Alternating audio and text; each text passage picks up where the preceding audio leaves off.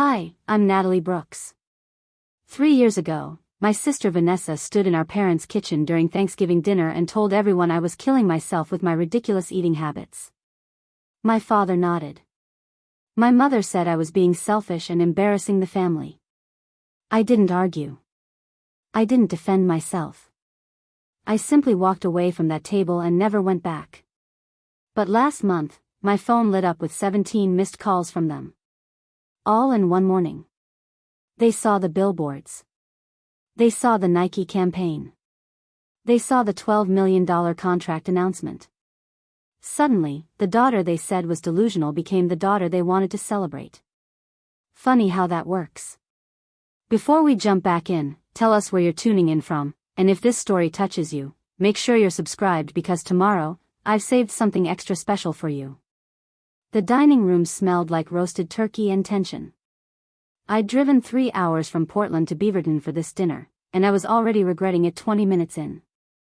My sister Vanessa sat across from me wearing a fitted activewear set that probably cost more than my rent, her phone propped against a wine bottle as she filmed herself cutting into sweet potatoes. She was in the middle of explaining her latest fitness collab to the camera when I reached for the Tupperware container I'd brought. The sound of the plastic lid popping open cut through her monologue like a record scratch. She stopped mid-sentence. My mother, Diane, glanced over from the head of the table where she'd been nodding along to whatever Vanessa was saying. My father, Richard, lowered his fork. Even Aunt Carol, who'd been halfway through her third glass of Chardonnay, paused to stare. Inside my container was what I'd prepared that morning. Roasted chickpeas, steamed broccoli, quinoa, and a tahini dressing I'd made from scratch. It looked good to me. Colorful. Nourishing. Exactly what I'd planned. But the way they looked at it, you'd think I'd opened a container of live insects. Vanessa leaned back in her chair, arms crossed. What is that supposed to be? Her voice had that edge to it, the one she used when she wanted everyone to know she was about to say something cutting but planned to frame it as concern. I glanced up briefly, then back down at my food. It's my dinner. That's all I said. I didn't owe her an explanation. I'd learned that months ago. But silence wasn't enough for her. You brought your own food. To Thanksgiving. She let the words hang there like an accusation. My mother shifted uncomfortably but said nothing. My father set his fork down entirely, leaning back with his arms folded in a mirror of Vanessa's posture. I swallowed, feeling the familiar tightness in my chest that came whenever I was in this house. I have specific goals right now. This helps me stay on track. My voice came out quieter than I wanted, but steady. Vanessa let out a laugh that wasn't really a laugh. It was sharp and performative, designed for an audience. Goals. Right. She looked at our parents, then at Aunt Carol, like she was gathering witnesses. You've been on this weird diet for what, 6 months now? And you've what, lost maybe 30 pounds? She tilted her head, fake sympathy dripping from every word. That's not sustainable, Natalie. You're going to hurt yourself. I felt my jaw tighten. 37 pounds, actually. And I feel better than I have in years. That was true. My knees didn't ache when I walked anymore. I could climb a flight of stairs without losing my breath. I'd started running, really running, for the first time since high school. But none of that mattered here. My mother finally spoke, her tone gentle but somehow worse than Vanessa's directness. Sweetheart, we're just worried. You're being so extreme. All this meal prepping and weighing your food, it's obsessive. You're missing out on life. She gestured to the table laden with mashed potatoes, stuffing, gravy, rolls, 3 kinds of pie. This is family.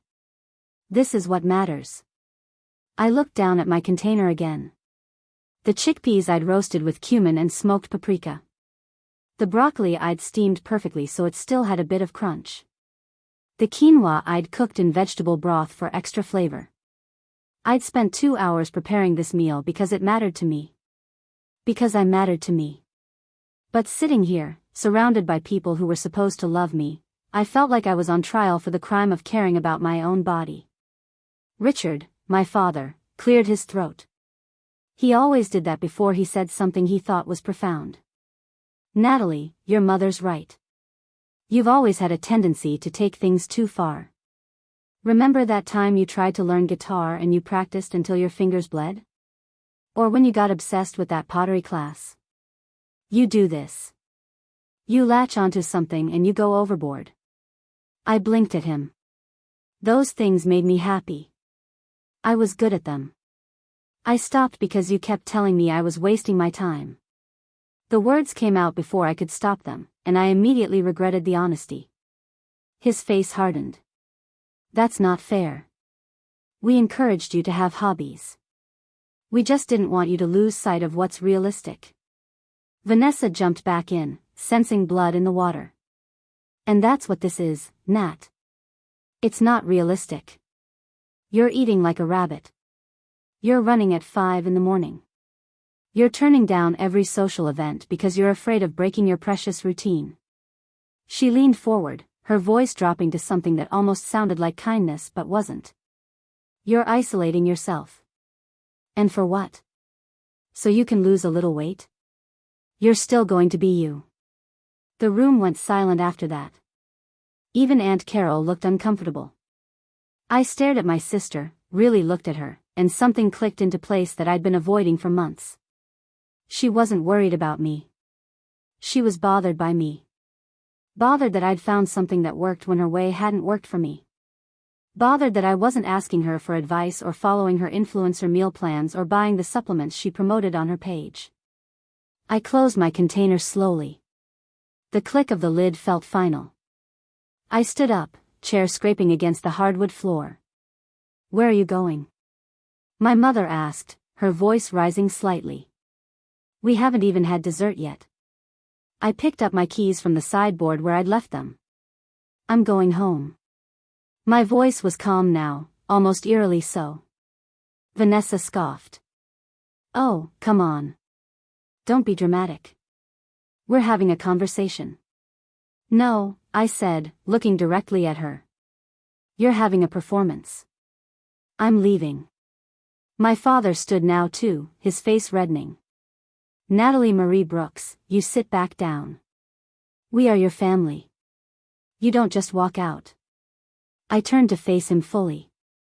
I've spent 29 years listening to all of you tell me what I should be, how I should look, what I should want. And every single time I tried something that worked for me, you made me feel like I was wrong for trying. Diane reached out like she was going to grab my arm, but I stepped back. Honey, that's not true. We've always supported you. I shook my head. You've supported the version of me that made you comfortable. The second I started changing in a way you didn't control, it became a problem. Vanessa stood now too, her phone still recording everything. This is insane. You're acting insane. I looked at her one last time. I hope your followers enjoy the content. Then I walked out. The cold November air hit me as I stepped onto the porch. I could hear raised voices inside, my mother saying something about me being too sensitive, my father saying I'd always been stubborn. I didn't wait to hear the rest. I got in my car, a 12-year-old Honda Civic with a dent in the passenger door and a check engine light that flickered on and off depending on its mood, and I drove. I didn't cry. Not right away. I'd expected the criticism. I'd prepared myself for the comments about my food, my routine, my choices. What I hadn't prepared for was the totality of their dismissal. The way they looked at my effort like it was something pitiable. Like I was a child playing dress-up instead of an adult making conscious decisions about her own health.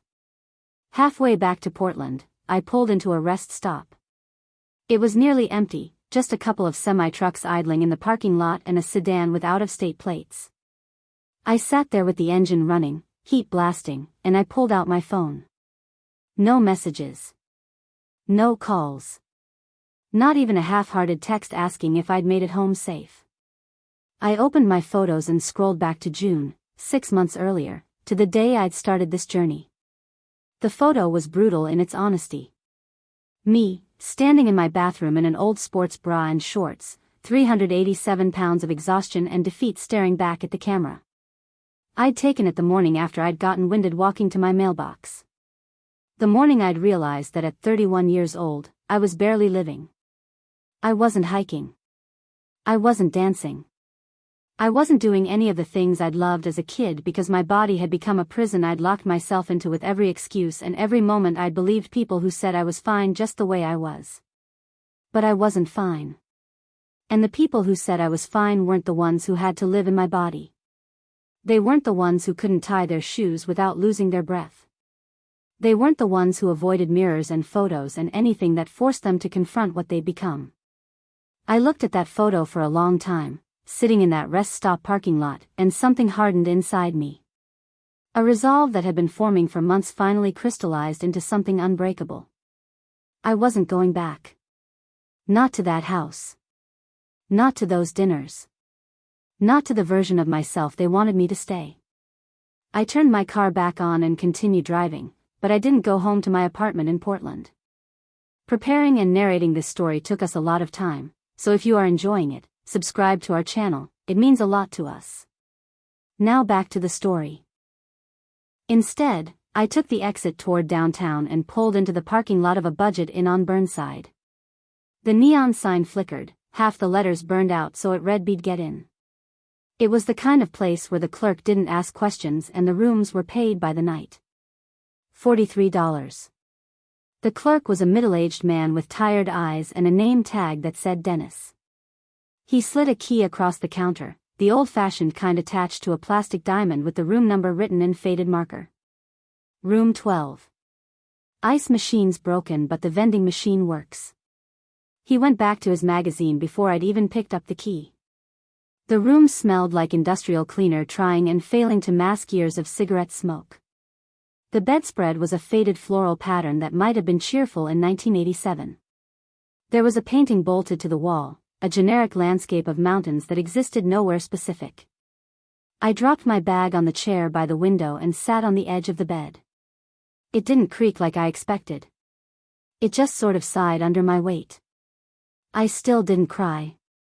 I sat there in the dim light from the lamp on the nightstand and I pulled out the Tupperware container I'd never opened at dinner. The food was cold now, but I ate it anyway. Every bite. Because it was mine. Because I'd made it for myself. Because it represented something that had nothing to do with anyone else's opinion. When I finished, I lay back on the bed and stared at the water-stained ceiling. There was a mark up there that looked like a tree if you tilted your head to the left. Or maybe a crack spreading slowly across plaster. I thought about the look on Vanessa's face when I'd stood up. The shock of it. Like she'd never considered that I might actually leave. My phone buzzed once. I picked it up, expecting maybe, possibly, a message asking if I was okay. It was a notification from Instagram. Vanessa had posted a photo from dinner. The table full of food, her smiling next to our parents, the caption reading, "Grateful for family traditions and the people who show up." 3 heart emojis. 200 likes already. I turned off my phone and set it face down on the nightstand. The silence in the room was complete except for the distant sound of traffic on Burnside and someone's television through the wall playing what sounded like a game show. I reached into my bag and pulled out the one thing I'd grabbed on my way out of my apartment that morning, before I'd driven to Beaverton. It was a stopwatch. Old, silver, scratched from years of use. Coach Edwin Parker had given it to me in high school during my sophomore year when I'd been on the track team. Not because I was fast. I wasn't. I was always the slowest on the relay team, always finishing last in practice runs. But Coach Parker had seen something in me that I'd forgotten I had. Persistence. "You know what I like about you, Brooks?" He'd said one afternoon after everyone else had gone home and I was still trying to complete a mile without stopping. "You don't quit. You get mad, you get frustrated, but you keep moving forward. That's rarer than talent." He'd handed me the stopwatch. Time yourself. Not to beat anyone else. Just to beat yesterday. I'd kept that stopwatch for 14 years, through 3 apartments and countless moments when I'd thought about throwing it away because it reminded me of a version of myself I thought I'd lost. I clicked it once. The second hand started moving. Then I stopped it. Reset it. The red digital numbers blinked back to 0. I could start again. I could always start again. I thought about tomorrow. About going back to my apartment. About the meal prep containers in my fridge for the rest of the week. About the 5 a.m. alarm I'd set for my morning run through Willow Creek Park. About the gym membership I'd bought 3 months ago at the 24/7 fitness hub that I'd been using 6 days a week.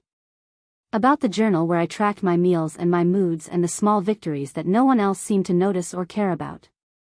37 pounds lost. 50 more to go before I hit my first major goal. Then 50 more after that. Then another 100 beyond that. The numbers felt impossible when I said them out loud, which is why I'd stopped saying them out loud to anyone. But lying there in that motel room, staring at that water stain that looked like a tree or a crack or maybe just time leaving its mark on everything it touched, the numbers felt possible. Not easy. Not quick. But possible. I thought about Coach Parker. He died 4 years ago, heart attack at 62. I'd gone to the funeral. Vanessa hadn't. She'd had a sponsored post to film that day for a supplement company.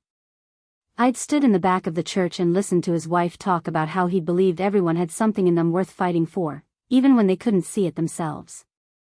Especially then. The stopwatch felt heavy in my hand. Heavier than it should for something so small. I set it on the nightstand next to my phone and closed my eyes. Tomorrow, I would go home. I would meal prep for the week. I would go to the gym.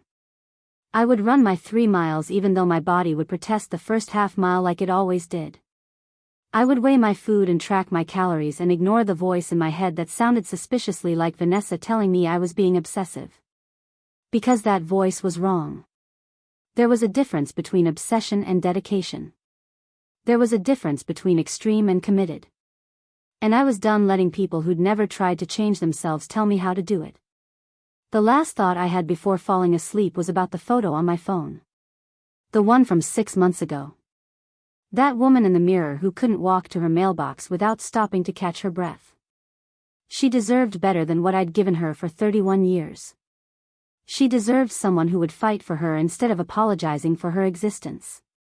Starting tomorrow, that's exactly what she was going to get. I woke up before my alarm, which never happened. The room was still dark, the only light coming from the gap under the door where the hallway fluorescents hummed their constant electric song. For a moment, I didn't remember where I was. Then it all came back. The dinner. The container of food. Vanessa's voice saying you're still going to be you like it was a life sentence. My phone showed 5:43 a.m.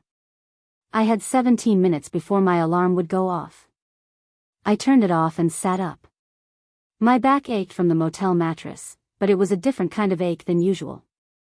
Not the persistent pain of carrying too much weight for too long. Just the temporary discomfort of an unfamiliar bed. I could work with temporary. I changed into my running clothes, the same ones I'd packed yesterday morning in what felt like another lifetime. Black leggings that I'd bought 2 sizes smaller than I used to wear. A gray moisture-wicking shirt. The running shoes I'd saved up for, proper ones from a specialty store where they'd analyzed my gait and arch support and told me I'd been wearing the wrong size my entire life. Size 11 wide. I used to be embarrassed buying shoes that size. Now I just appreciated that they fit. The motel had a small bathroom with a mirror that had seen better decades. I looked at myself in it. Really looked. Not with the critical eye I'd used for years, cataloging every flaw and failure. Just observing. My face was thinner than it had been 6 months ago.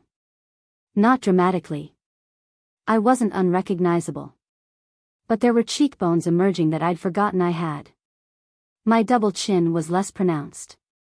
The puffiness around my eyes had reduced. These weren't things other people noticed.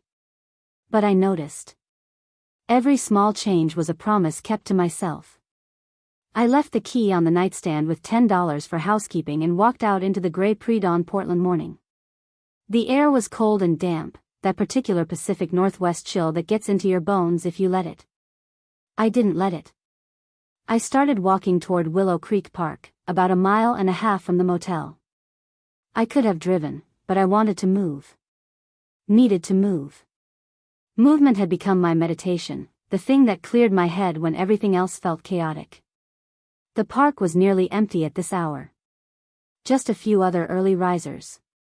A man walking 3 small dogs. A woman doing Tai Chi near the community garden. An older couple power walking in matching windbreakers. None of them looked at me twice. I was just another person starting their day. Not the fat girl trying to exercise. Not the woman who should be doing something else. Just someone moving through the world with purpose. I stretched near the trailhead, going through the routine I'd learned from YouTube videos and trial and error. Hamstrings. Quads. Hip flexors. Calves. Everything got tight when you carried extra weight for years. Everything protested when you asked it to do more. But everything also adapted if you were patient and consistent. That's what the fitness influencers never talked about in their transformation posts. The boring, unglamorous truth that change happened in tiny increments over long periods of time. That most days you didn't feel different at all. That motivation was fleeting but discipline was reliable. I clicked the stopwatch. Started running. My pace was slow, would always be slow by most people's standards. 12-minute miles on a good day. 13 or 14 when my body was tired. But it was faster than not moving at all. Faster than the version of me who'd stood in her bathroom 6 months ago convinced she'd never be able to run again. The first half-mile was always the hardest. My lungs burned. My legs felt heavy. Every part of me wanted to slow to a walk. But I knew from experience that if I pushed through, if I let my body warm up and find its rhythm, it got easier. Not easy. Easier. There was a difference. By mile 2, I'd found that rhythm. My breathing steadied. My stride lengthened slightly. The park path wound through Douglas firs and red alders, past the duck pond where I could hear Canada geese honking their morning conversations, along the creek that gave the park its name. This had become my sanctuary. The place where I proved to myself every single morning that I was capable of more than everyone, including myself, had believed. Mile 3 approached faster than I expected. I checked my time. 38 minutes. Not a personal record, but solid considering yesterday's emotional marathon. I slowed to a walk for my cooldown, hands on my hips, breathing hard but not gasping. 6 months ago, walking 3 miles would have taken me over an hour and left me exhausted for the rest of the day. Now I'd run it and would still go to the gym later. Progress wasn't always visible in photos or numbers on a scale. Sometimes it was just the feeling of your own capability expanding. I walked back toward where I'd parked my car at the motel, taking the long route through a residential neighborhood where houses were starting to show signs of life. Lights in kitchens. The blue glow of televisions. One woman watering plants on her porch waved at me. I waved back. These small human moments that had nothing to do with my weight or my journey felt more meaningful than they should. Like I was participating in normal life instead of watching it from the outside. When I got back to the motel parking lot, I sat in my car for a moment before starting the engine. My phone, which I'd left in the cup holder, showed 3 notifications. My heart did a stupid hopeful thing before I checked them. All 3 were from my meal tracking app reminding me to log my breakfast. None from my family. I don't know why I expected anything different. I drove back to my apartment in northeast Portland, a studio on the 3rd floor of a building that had been nice in the 70s. The elevator worked half the time. Today wasn't one of those times. I took the stairs, which 6 months ago would have been a whole ordeal. Now it was just part of the routine. Inside, my apartment looked exactly as I'd left it yesterday morning. Small but organized. My meal prep containers lined up in the fridge. My foam roller and resistance bands in the corner. My food scale on the counter next to the coffee maker. This was my space. No one here to comment on my portions or question my choices. No one to perform for or explain myself to. Just me and the life I was methodically, intentionally building. I made breakfast. Scrambled eggs with spinach and mushrooms. A slice of whole grain toast. Black coffee. I weighed everything, logged it in my app, and ate slowly while reading an article on my phone about sustainable weight loss. The article said most people who lose significant amounts of weight gain it back within 5 years. The statistics were depressing. But buried in the middle was a paragraph about the small percentage who kept it off. What they had in common wasn't a specific diet or exercise program. It was a fundamental shift in identity. They stopped seeing themselves as people who were temporarily losing weight and started seeing themselves as people who valued health. The behavior followed the identity shift, not the other way around. I read that paragraph 3 times. That's what was happening to me, I realized. I wasn't on a diet. I was becoming a different person. Someone who meal prepped on Sundays because she wanted to set herself up for success. Someone who went to bed early on Friday nights so she could run Saturday mornings. Someone who tracked her food not out of obsession but out of awareness. Someone who chose long-term well-being over short-term comfort. Vanessa couldn't see that because she'd built her entire identity and income around fitness being something you performed for an audience. My father couldn't see it because he'd given up on himself years ago and needed me to give up too so he didn't have to face his own choices. My mother couldn't see it because she'd spent decades defining love as food and my rejection of certain foods felt like rejection of her. But Coach Parker would have seen it. He would have clicked that stopwatch and told me to beat yesterday. And suddenly, sitting there in my small apartment eating my measured breakfast, I missed him with an intensity that surprised me. Not just missed him. Needed him. Needed someone who believed in the long game. Who understood that transformation wasn't a 30-day challenge or a 12-week program but a fundamental rewiring of everything you'd believed about yourself. I finished my breakfast and washed the dishes. Opened my laptop. I had a job, nothing glamorous. I did data entry for a medical billing company, fully remote, which meant I could structure my days around my training. That's how I'd started thinking about it. Training. Not dieting. Not trying to lose weight. Training for a version of my life where my body did what I asked it to do. Where I had energy and strength and mobility. Where I could hike and travel and exist in the world without constantly calculating whether I'd fit in the seat or the booth or the space. I worked through the morning, fingers moving across the keyboard in the rhythmic pattern I'd perfected over 3 years in this job. It paid enough to cover my basic expenses with a little left over. Not enough for emergencies or vacations or the kind of life my sister posted about on Instagram. But enough for the gym membership and the good running shoes and the groceries that made up my meal prep. Enough for the life I was building one small choice at a time. At noon, I closed my laptop and changed into my gym clothes. The 24/7 fitness hub was a 10-minute drive, a no-frills place with fluorescent lighting and equipment that was functional if not fancy. No juice bar. No spa facilities. Just weights and machines and people who came to work. That's why I liked it. No one was there to be seen. We were all there to do the thing.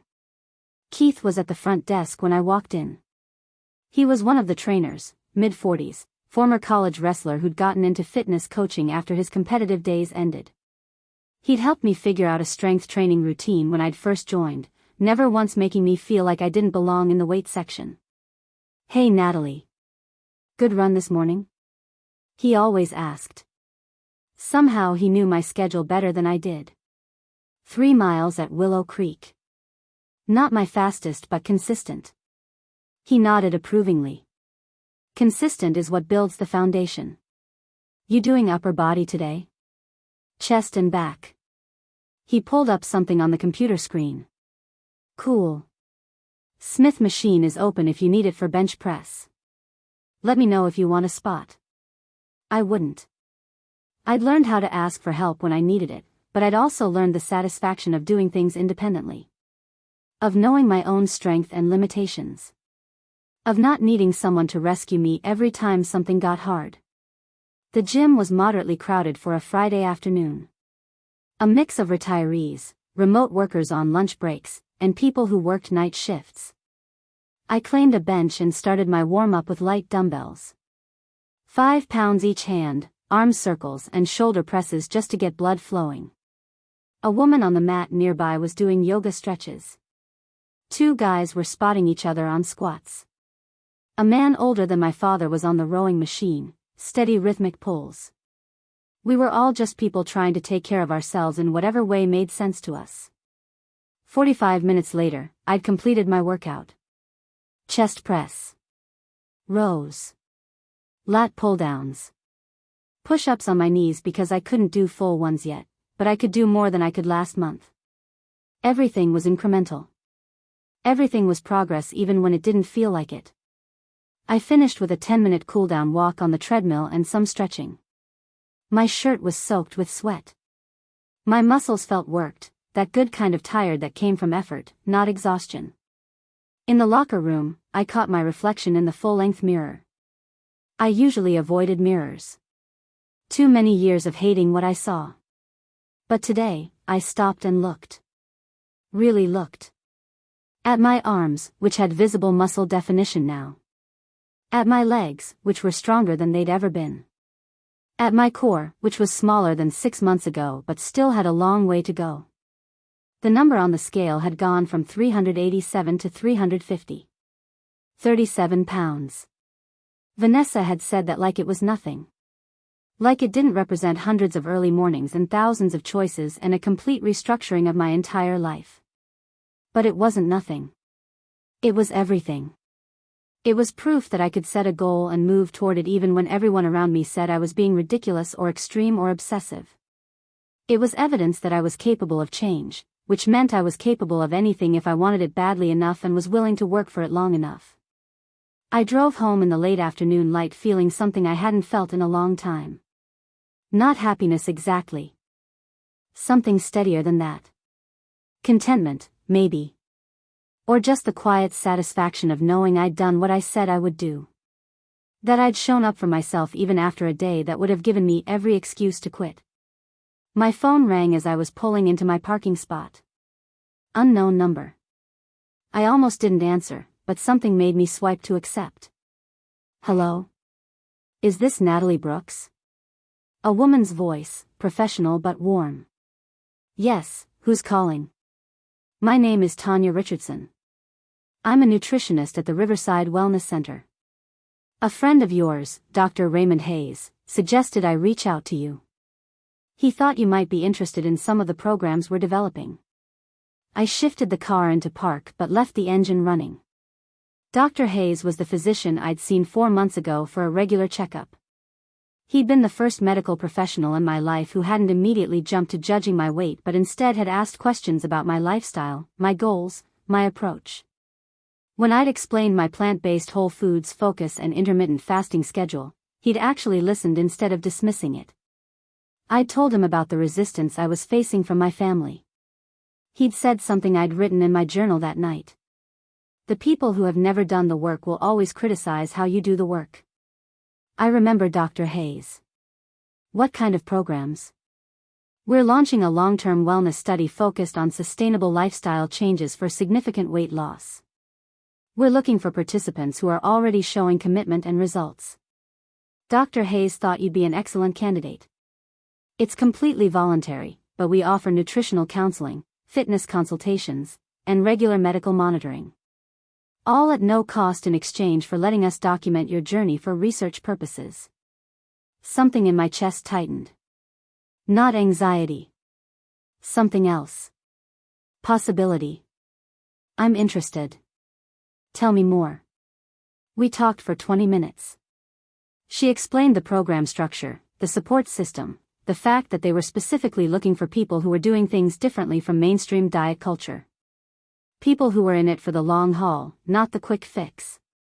People who understood that health was a practice, not a destination. By the time we hung up, I had an appointment scheduled for next week to come in for an initial consultation and assessment. I sat in my car after the call ended, engine still running, heat blasting. This was what happened when you kept going even when no one believed in you. Doors opened. Not because you were lucky. Because you'd positioned yourself to walk through them when they appeared. I thought about yesterday's Thanksgiving dinner. About Vanessa's certainty that I was harming myself. About my mother's insistence that I was missing out on life. About my father's conviction that I was being unrealistic. They weren't here for this phone call. They wouldn't be there for the consultation next week. They wouldn't be part of any of the milestones ahead. And that was okay. It had to be okay. Because I couldn't wait for their approval to live my life. I'd already wasted too many years doing exactly that. I finally turned off the car and went inside. Made my dinner, another pre-prepped meal from the fridge. Baked tofu with roasted vegetables and brown rice. Ate it slowly while watching a documentary about ultramarathoners. Not because I had any intention of running an ultramarathon. But because I liked watching people do things that seemed impossible until they did them. After dinner, I pulled out my journal, a simple composition notebook where I'd been tracking more than just food and exercise. I wrote about my thoughts, my struggles, the small victories that no one else saw. Today's entry was longer than usual. I wrote about the dinner. About the motel room. About the run this morning and the gym session this afternoon. About Tanya's phone call and the program at Riverside Wellness Center. About the feeling I'd had looking in the mirror and seeing someone I was starting to recognize and maybe even like. I ended with something Coach Parker used to say. You don't have to be great to start, but you have to start to be great. I'd started 6 months ago. I wasn't great yet. But I was so much further along than the person who'd taken that bathroom photo back in June.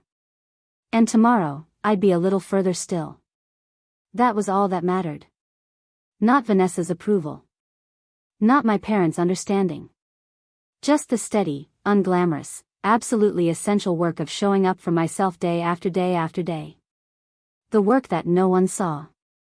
The work that would eventually become impossible to ignore.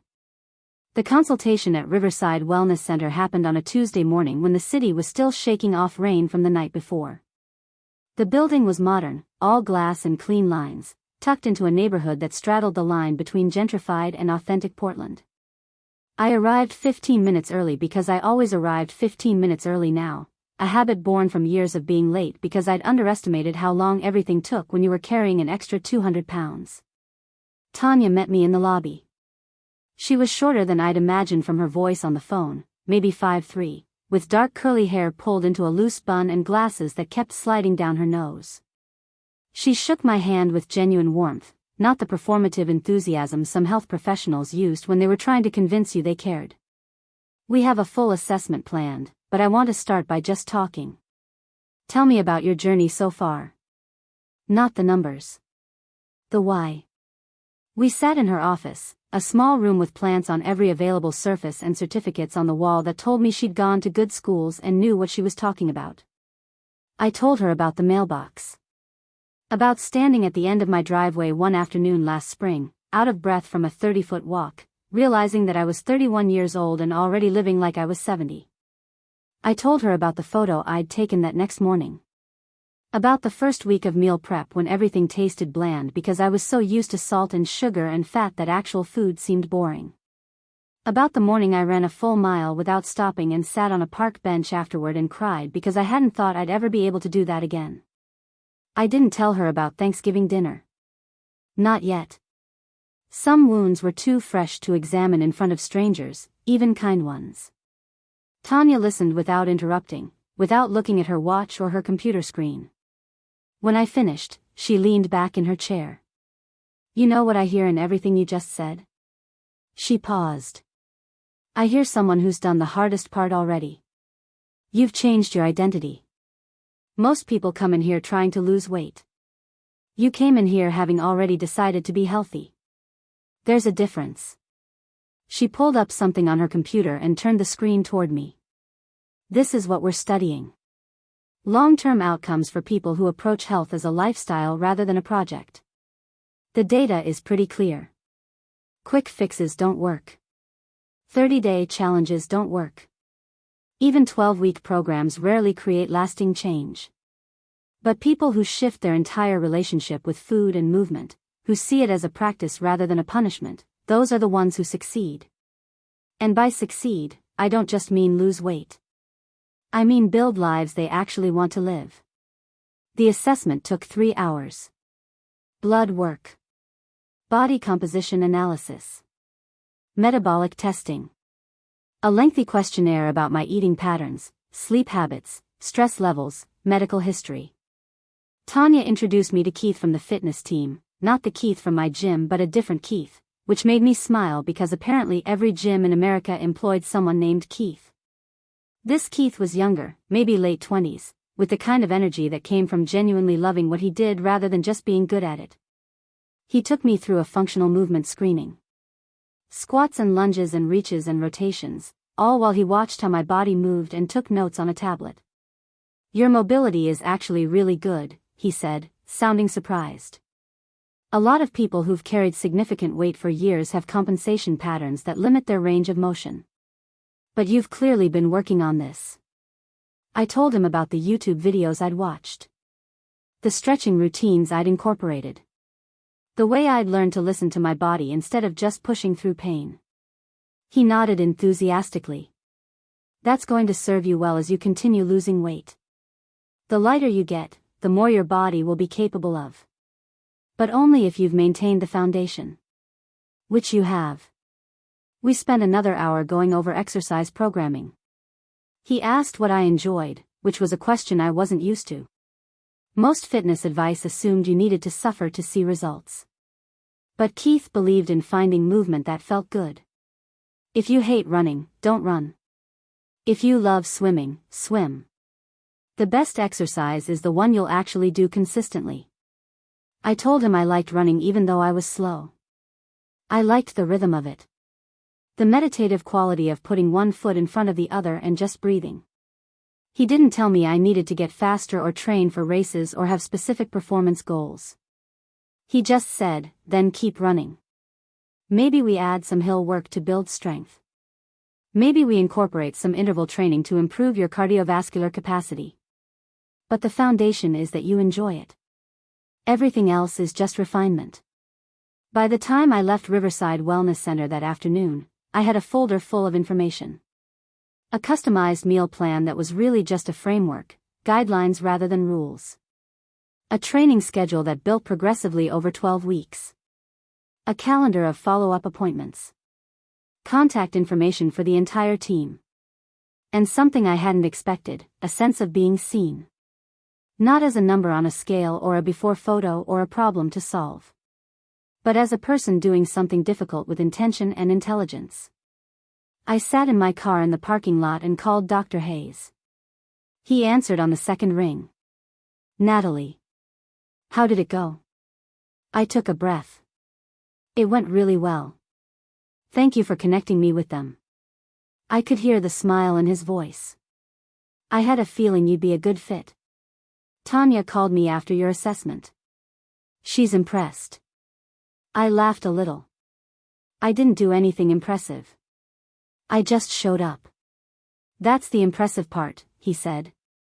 "Most people don't." The weeks that followed developed a rhythm that became as natural as breathing. Wake at 5:15. Drink a full glass of water before anything else.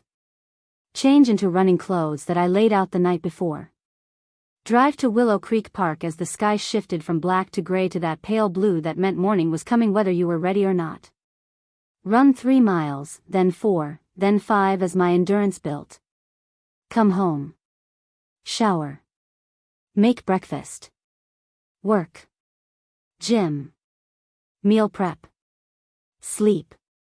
Repeat. It sounds monotonous when I describe it like that. And maybe it was. But there was something profoundly comforting about the predictability. About knowing exactly what I needed to do and then doing it. No drama. No debate. No negotiating with myself about whether today was the day I deserved a break or could make an exception. The routine removed decision fatigue. It made discipline easier than I'd ever thought possible. 3 months into the Riverside program, I hit 50 pounds lost. The number showed up on the scale one morning in February, and I stood there in my bathroom staring at it like it might disappear if I blinked. 337 pounds. I'd weighed over 300 pounds since my mid-20s. For so long, it had felt like a permanent condition. Like some people were tall and some people were short, and I was just someone who would always be over 300 pounds. But here I was. Under that threshold. Proof that permanence was just a story I'd told myself.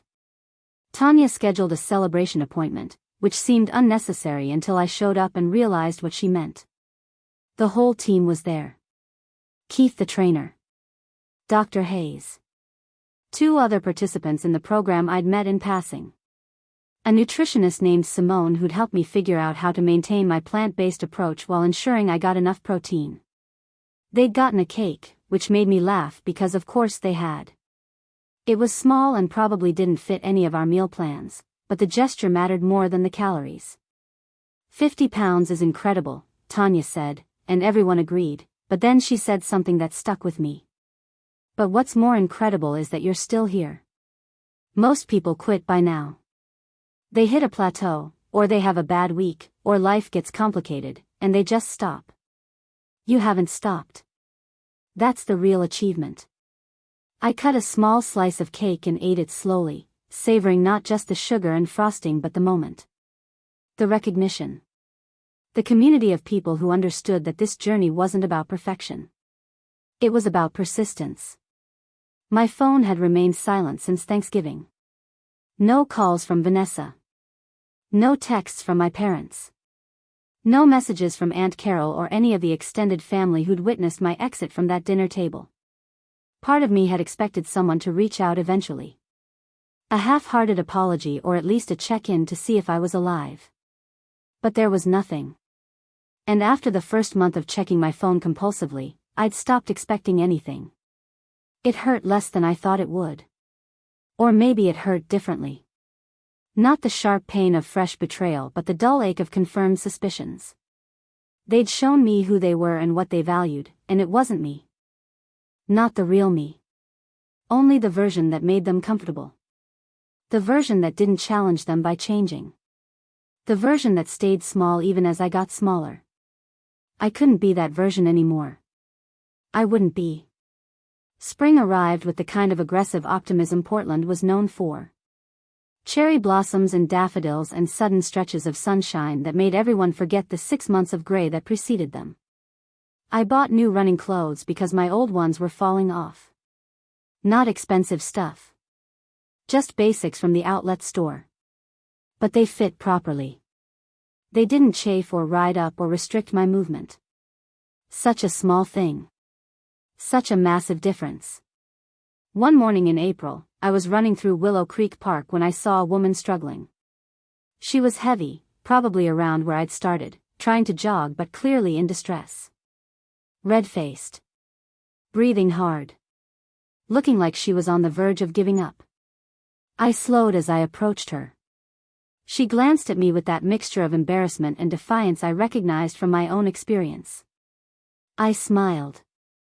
"You're doing great. Keep going." She nodded, too out of breath to respond, but I saw something shift in her expression. Not gratitude exactly. More like relief. Like someone had given her permission to continue being imperfect. I kept running, but the encounter stayed with me. That's what I'd needed 6 months ago.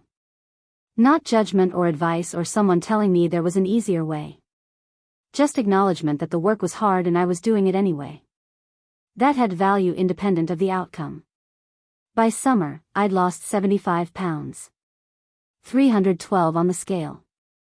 Halfway to my goal of losing 150. My body was changing in ways that weren't just about size. I had energy that lasted all day instead of crashing by mid-afternoon. I slept better. My knees stopped hurting. I could cross my legs. I fit comfortably in restaurant booths. I bought clothes from regular stores instead of specialty plus-size shops. Each of these things seemed trivial until they weren't. Until they accumulated into a life that felt fundamentally different. Tanya suggested I consider sharing my journey publicly. Not for attention, she clarified, but because representation matters. There aren't enough stories of people doing this sustainably. Doing it slowly. Doing it without products to sell or quick fixes to promote. Your approach could help someone. I was resistant at first. The idea of posting progress photos or writing about my experience felt too vulnerable. Too exposing. But I thought about the woman in the park. About how much a simple encouraging word had meant to me when I was starting. About how isolated I'd felt doing this alone. I created an account. Not under my real name. Just a pseudonym that gave me some distance. I posted the photo from my bathroom last June. Then a current photo. The difference was stark. Not just in my body but in my face. In my eyes. The before photo showed someone defeated. The after photo showed someone who'd remembered how to fight. I wrote a simple caption. 6 months.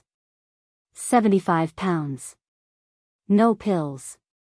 No programs. Just consistent choices over time. If you're starting this journey, you're not alone. I expected maybe a few likes from strangers. What I got was an avalanche. Comments from people who'd struggled with the same things. Questions about my methods. Messages from women who said they'd needed to see this. That every transformation they'd seen was all or nothing. All in intensity or complete failure. No one showed the middle path. The sustainable path. The path that acknowledged that life continued happening even while you were trying to change it. I started posting more regularly. Not every day. I wasn't trying to become an influencer. But once or twice a week, I'd share something real. A meal I'd prepped. A run I'd struggled through. A moment I'd wanted to quit but didn't. The honesty resonated in a way polished content never did. People were tired of perfection. They wanted proof that imperfect efforts still counted. That you could have bad days and still be moving forward. That progress wasn't linear but it was real if you didn't give up. By fall, I was down 100 pounds. 287 pounds on the scale. Firmly into the 200s for the first time since college. I bought new running shoes because I'd worn through my old ones. The guy at the specialty store looked at my worn treads and grinned. You've been putting in work. How many miles you think you've logged on these? I did some quick math in my head. Probably around 800. His eyebrows went up. That's serious. You training for something? I shook my head. Just training to be healthy. He fit me for new shoes, the same model as before because they'd worked well. As he was ringing me up, he said, whatever you're doing, keep doing it. I see a lot of people come through here with big goals and new gear. Most of them I never see again. But you, I can tell you're in it for real. I thanked him and left with my new shoes and that small validation that meant more than it should have. That I was becoming recognizable. Not as someone trying to change but as someone who had. The Riverside team scheduled a comprehensive reassessment at the 1-year mark. All the same tests I'd done initially but with dramatically different results. My blood pressure had normalized. My cholesterol levels had dropped into healthy ranges. My resting heart rate was 60 beats per minute, down from 94. My body fat percentage had decreased significantly while maintaining muscle mass. Every objective measure said I was healthier than I'd been in over a decade. But the number that hit hardest was on a questionnaire Tanya had me fill out. Rate your overall quality of life on a scale of 1 to 10. A year ago, I'd written 3. This time, I wrote 8. She looked at my response and then at me. What would it take to make it a 10? I thought about it. Honestly? Nothing specific. Just time. Just continuing to show up. The 8 isn't because something's missing. It's because I know I'm still becoming. There's more ahead. That's exciting, not disappointing. She smiled and made a note on her tablet. That's exactly the mindset we're studying. People who see health as an ongoing practice rather than a destination. You're a perfect case study for everything we're trying to prove. I felt a swell of something in my chest. Pride maybe. Or just the satisfaction of knowing I'd done what I said I would do. That I'd shown up every day for a year even when it was hard. Even when no one was watching. Even when my own family had written me off as delusional. My online presence had grown steadily. Not viral. Not explosive. But organic and real. I had a few thousand people following my journey now. Mostly women. Mostly people who'd struggled with weight for years and were tired of being sold solutions that didn't work. I posted about hitting the 100-pound milestone. The response was overwhelming. Hundreds of comments. Dozens of messages. Women sharing their own stories. Thanking me for showing them it was possible. One message stood out. It was from someone named Carla. She'd sent a long paragraph about how she'd been 350 pounds for 5 years. How she'd tried every diet and failed every time. How she'd given up until she found my account 3 months ago. She'd started walking. Just walking. 10 minutes a day at first. Now she was up to 30 minutes and had lost 20 pounds. Your posts remind me I don't have to be perfect, she wrote. I just have to keep going. Thank you for that. I read her message 3 times. This was why Tanya had encouraged me to share. Not for attention or validation, but because visibility created possibility. Because someone who'd never seen themselves reflected in transformation stories finally could. Because representation wasn't just about seeing success. It was about seeing struggle. Seeing setbacks. Seeing the messy middle part that everyone edited out of their highlight reels. That's what people needed. Not inspiration porn. Not before and after photos with no context. But the truth of what it actually took to change your entire life one decision at a time. Winter came again. 1 year since Thanksgiving dinner. 1 year since I'd walked out of my parents' house and spent the night in a motel wondering what came next. I thought about calling them. Reaching out to show them the progress I'd made. Part of me wanted their acknowledgement. Their apology. Their admission that they'd been wrong about me. But a wiser part, the part that had grown strong over 12 months of choosing myself, knew better. Their validation wouldn't feel like I hoped. It would come with conditions. With expectations. With the same dynamics that had made me invisible in the first place. I spent Thanksgiving alone in my apartment. I cooked a full meal, all foods that aligned with how I ate now. Roasted vegetables. Baked tofu with herbs. Sweet potato mash. Cranberry sauce I'd made with less sugar. It was delicious. It was exactly what I wanted. And I ate it in peace without anyone commenting on my portions or questioning my choices or making me feel like I had to justify taking care of myself. That peace was worth more than any family gathering. December brought unexpected cold. Ice on the roads. Snow that actually stuck, which rarely happened in Portland. I adjusted my routine but didn't abandon it. Treadmill runs instead of outdoor when conditions were unsafe. Home workouts when I couldn't get to the gym. Flexibility without capitulation. That had become my mantra. Adapt but don't quit.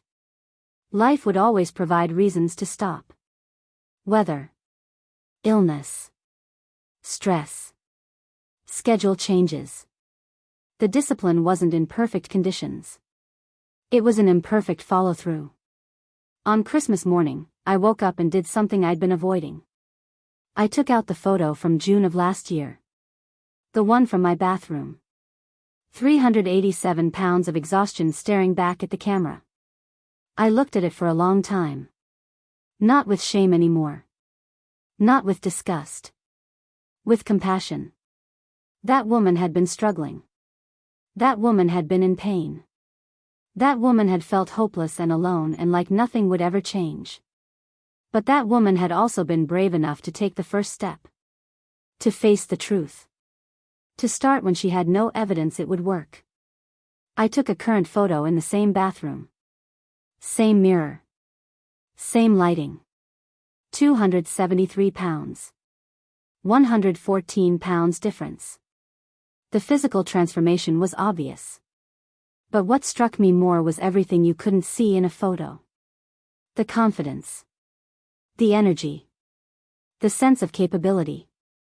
The knowledge that I could set goals and achieve them through nothing more complicated than persistent effort. That woman in the before photo had given me a gift. She'd shown me what rock bottom looked like so I'd never have to go back there. I owed her everything. I posted both photos side by side with a simple caption. 18 months. This is what happens when you decide you're worth the effort. No magic. No shortcuts. Just showing up every single day even when you don't feel like it. Especially when you don't feel like it. The post went viral. Not in the traditional sense. I didn't have millions of followers or get featured on news sites. But within my community, it resonated. It was shared hundreds of times. People commented saying they'd saved it as motivation. That they'd shown it to their doctors or their therapists or their partners who didn't believe change was possible without surgery or medication. The attention was uncomfortable at first. I'd gotten used to my small corner of the internet where I could be honest without too much scrutiny. But the exposure brought something unexpected. Opportunities. A local gym reached out asking if I'd be interested in leading a beginners running group. A nutritionist asked if I'd speak on a panel about sustainable weight loss. A podcaster wanted to interview me about my journey. Each offer felt surreal. A year and a half ago, I'd been eating alone in a motel room wondering if anyone would ever see me as more than my weight. Now people were asking for my perspective. My experience. My voice. I said yes to the running group. It started small. 6 women who'd seen my posts and wanted to learn how to start running without injuring themselves or giving up after a week. We met Saturday mornings at Willow Creek Park, the same place I'd been training for over a year. I taught them what I'd learned. Start slower than you think you need to. Walk when you need to. The goal isn't speed. It's consistency. Celebrate every small victory because they add up to something massive if you give them time. One woman in the group, Patricia, reminded me of myself 18 months ago. She was around 300 pounds, self-conscious about being seen in public exercising, convinced she was too heavy to run. I told her the same thing Keith had told me. You're not too heavy to start. You're at the perfect weight to begin. We worked on building her base. Walking intervals. Then short jogs. Then longer efforts. By the end of 8 weeks, she ran a full mile without stopping and cried at the finish line. I understood those tears. They weren't about the mile. They were about proving to yourself that you were capable of more than you'd believed. The panel discussion was harder. It was at a wellness conference downtown, and I was terrified standing backstage waiting to go on. The other panelists were all professionals. Nutritionists with degrees. Personal trainers with certifications. A psychologist specializing in behavior change. And me. Someone who just figured it out through trial and error and stubbornness. But when I sat down and they started asking questions, I realized my perspective was exactly why I'd been invited. I wasn't selling anything. I wasn't promoting a method or a program. I was just telling the truth about what had worked for me. Someone in the audience raised their hand during the Q&A session. How do you deal with people who don't support you? Family members who undermine your efforts? I felt my throat tighten. I took a breath before answering. You accept that they might never understand. You accept that their lack of support says more about them than about you. And you build your own support system. You find people who get it. Who celebrate your wins. Who don't need you to stay small so they can feel better about themselves. It's painful to outgrow people you love. But it's more painful to shrink yourself to fit into their expectations. The room was quiet after I said that. Then someone started clapping. Then more people joined. The moderator thanked me and moved to the next question, but I saw heads nodding throughout the audience. I'd said something that needed to be said. Something that wasn't in any textbook or training manual but was absolutely true. Sometimes the hardest part of transformation wasn't the physical work.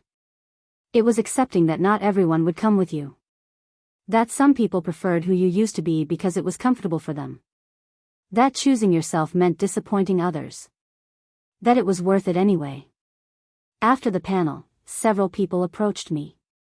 Handed me business cards. Said they'd love to talk more. One woman, maybe in her 50s, squeezed my hand. My daughter needs to hear what you said today. She's been struggling for years, and her husband keeps sabotaging her efforts.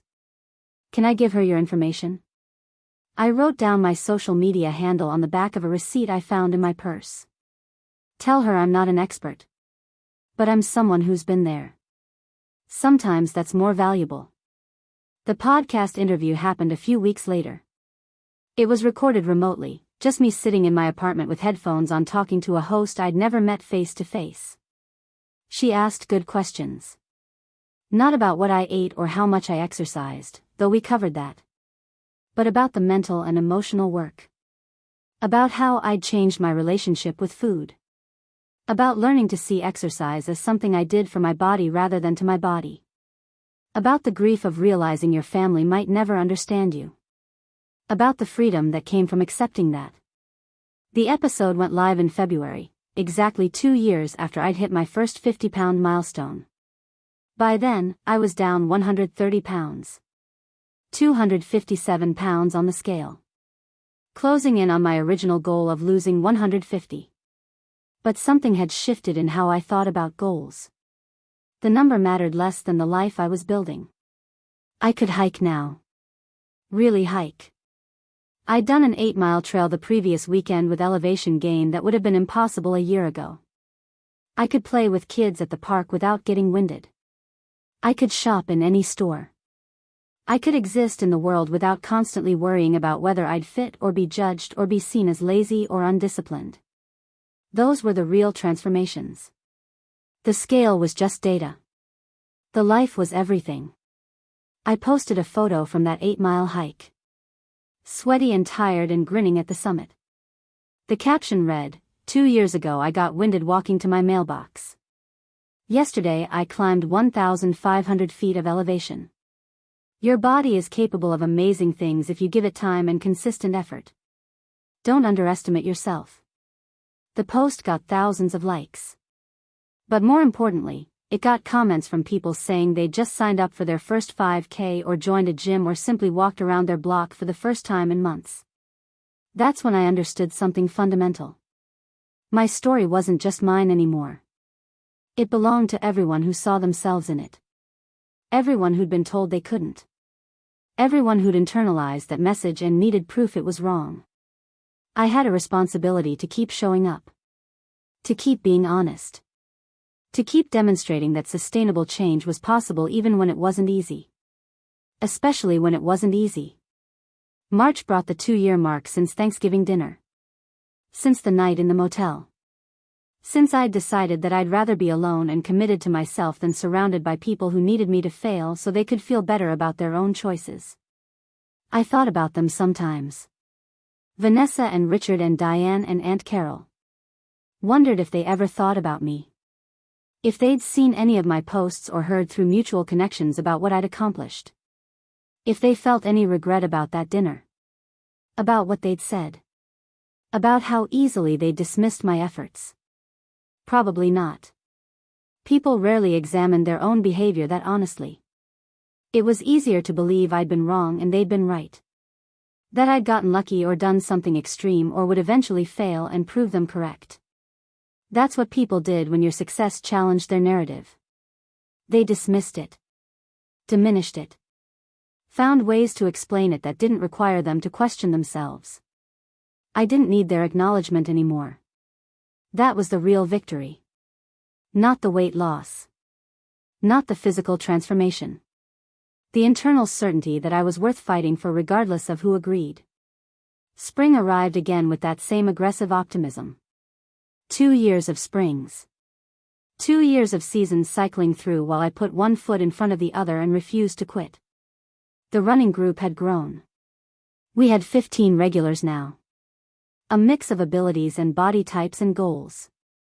Some wanted to lose weight. Some just wanted to feel stronger. Some were running from trauma or grief or lives that had gotten away from them. We ran together Saturday mornings and supported each other and proved every week that you didn't have to be fast or thin or naturally athletic to be a runner. You just had to run. Patricia, who'd cried after her first mile 2 years ago, was training for a half marathon. She'd lost 60 pounds and gained a confidence that radiated from her. She told me once, "You saved my life." I corrected her gently. "You saved your own life. I just showed you it was possible." She shook her head. "That's what saving someone's life looks like sometimes.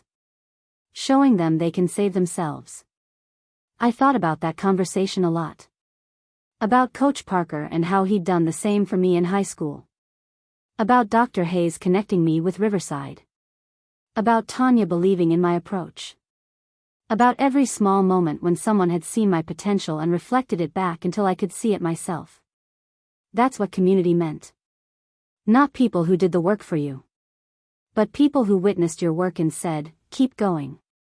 People who celebrated your wins and reminded you they mattered. People who didn't need you to be perfect. Just persistent.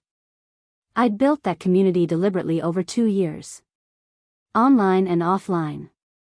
A network of people who understood that transformation was hard and messy and worth it.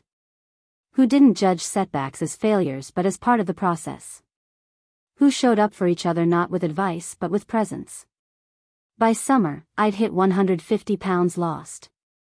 237 pounds on the scale. The goal I'd set 2.5 years ago in a bathroom that smelled like defeat. I'd reached it.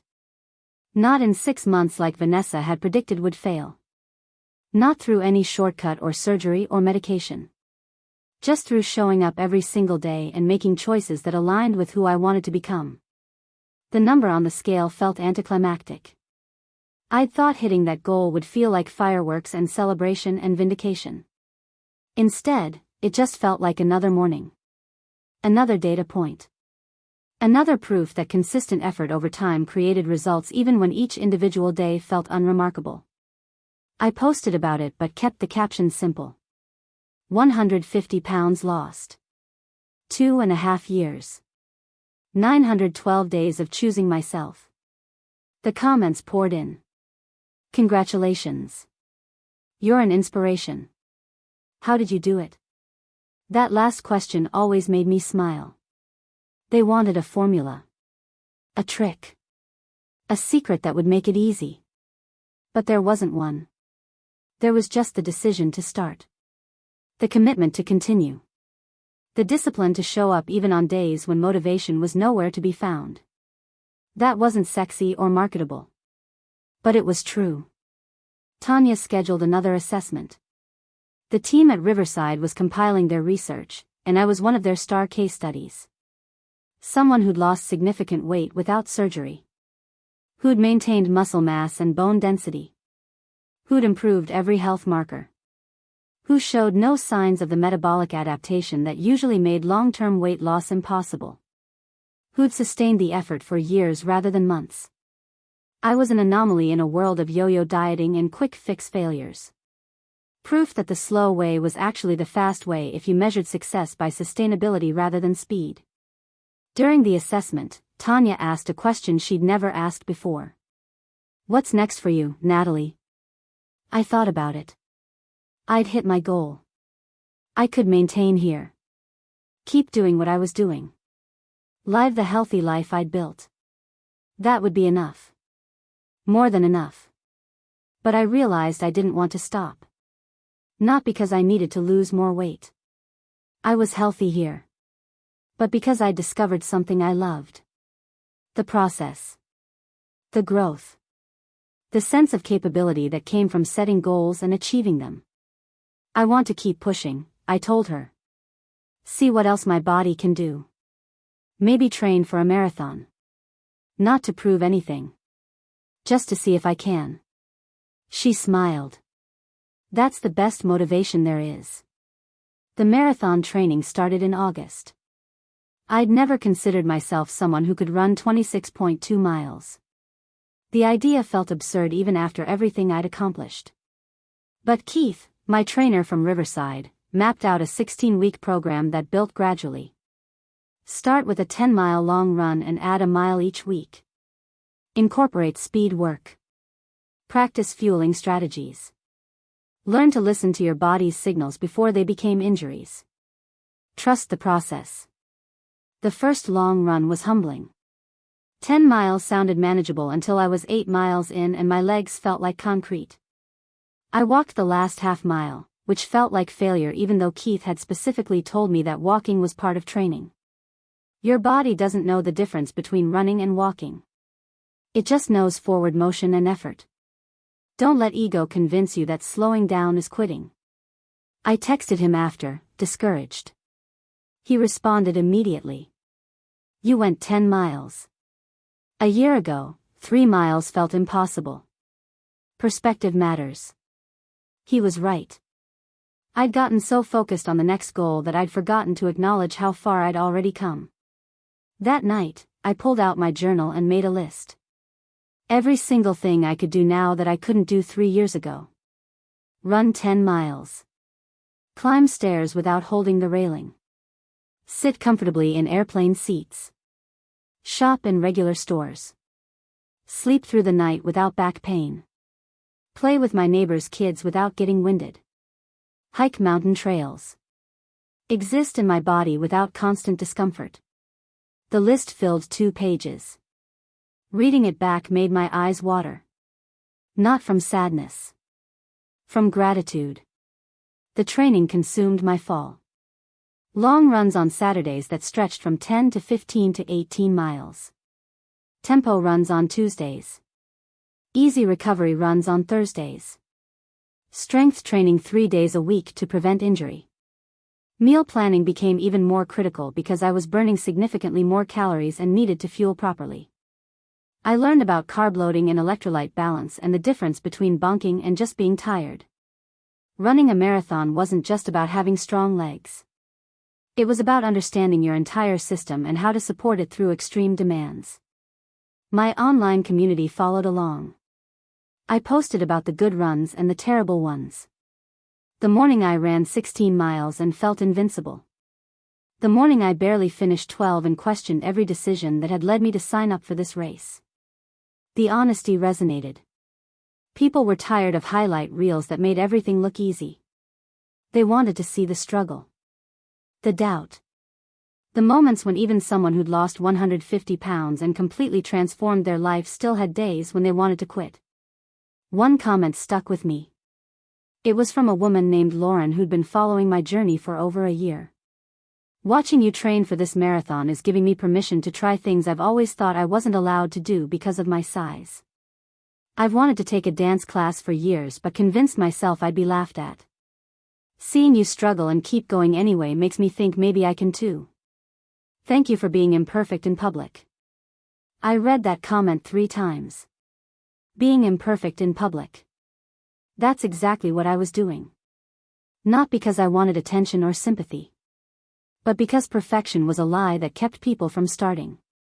If I could show that transformation was possible even through setbacks and bad days and moments of doubt, maybe someone else would give themselves permission to begin. October brought a shift I hadn't anticipated. Vanessa posted something on her social media. It wasn't about me directly, but it might as well have been. There's a dangerous trend of people promoting extreme weight loss through restrictive diets and obsessive exercise. Remember that health comes in all sizes and weight loss isn't necessary for wellness. Love yourself as you are. The post had thousands of likes. Hundreds of comments agreeing. Praising her for promoting body positivity and self-acceptance. I stared at my phone feeling a complicated knot of emotions. Part of me wanted to respond. To point out the irony of her posting this after spending years telling me I needed to change. After building a career on selling fitness products and meal plans and supplements that promised transformation. After mocking my approach as extreme and obsessive when really she just couldn't stand that I'd succeeded without her guidance or approval. But engaging would give her exactly what she wanted. Drama. attention. Proof that I was still thinking about her. Instead, I posted my own message.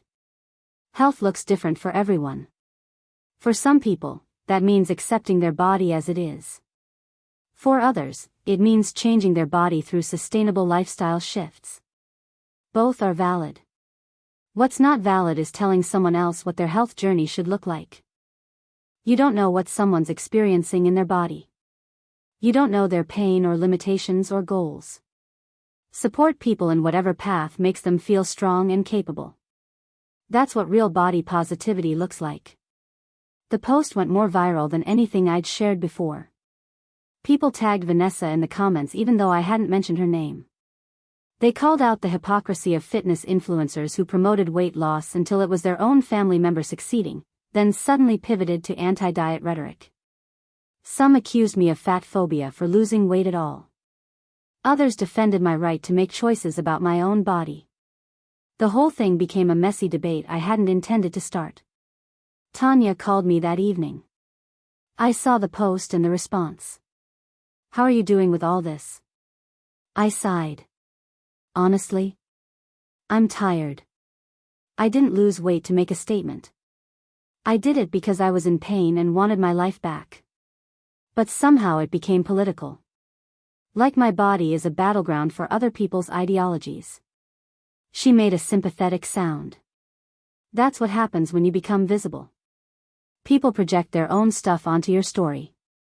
The best thing you can do is stay grounded in your truth. You know why you did this. That's all that matters. She was right, but it didn't make the scrutiny easier. I turned off comments on that post and took a break from social media for a week. Focused on training. On the marathon that was now just 6 weeks away. On the tangible, physical reality of my body moving through space rather than the digital chaos of everyone's opinions about it. The break helped. By the time I logged back in, the conversation had moved on to something else. The internet's attention span was mercifully short. November arrived cold and wet. Marathon month. The race was scheduled for the last Sunday, which gave me one final long run 2 weeks out. 20 miles through Portland in 38-degree rain. Every mile felt like a negotiation between my brain, which wanted to stop, and my body, which was capable of continuing. Around mile 16, I started crying. Not from pain or exhaustion. From the sheer overwhelming reality of what I was doing. 3 years ago, I couldn't walk to my mailbox. Now I was running 20 miles in the rain by choice. The transformation wasn't just physical. It was existential. I finished that run and immediately got in a hot shower, standing under the water until it ran lukewarm. My legs ached. My feet were covered in blisters despite my expensive socks and carefully fitted shoes. I was exhausted in a way that went beyond tired. But I'd done it. 20 miles. The longest distance I'd ever covered. Proof that marathon day was possible even if it wouldn't be easy. Keith texted during my shower. His messages always had impeccable timing. That was the hard part. Race day will feel easier because of the adrenaline and crowd and taper. Trust your training. You've put in the work. The 2 weeks between that run and race day were strange. The taper meant less mileage, which should have felt like a relief but instead made me anxious.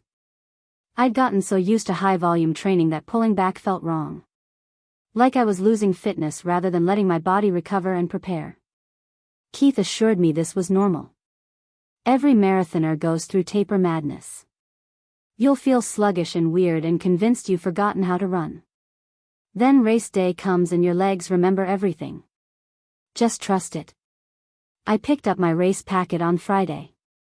The expo was overwhelming. Thousands of runners browsing vendor booths and picking up their bibs and timing chips.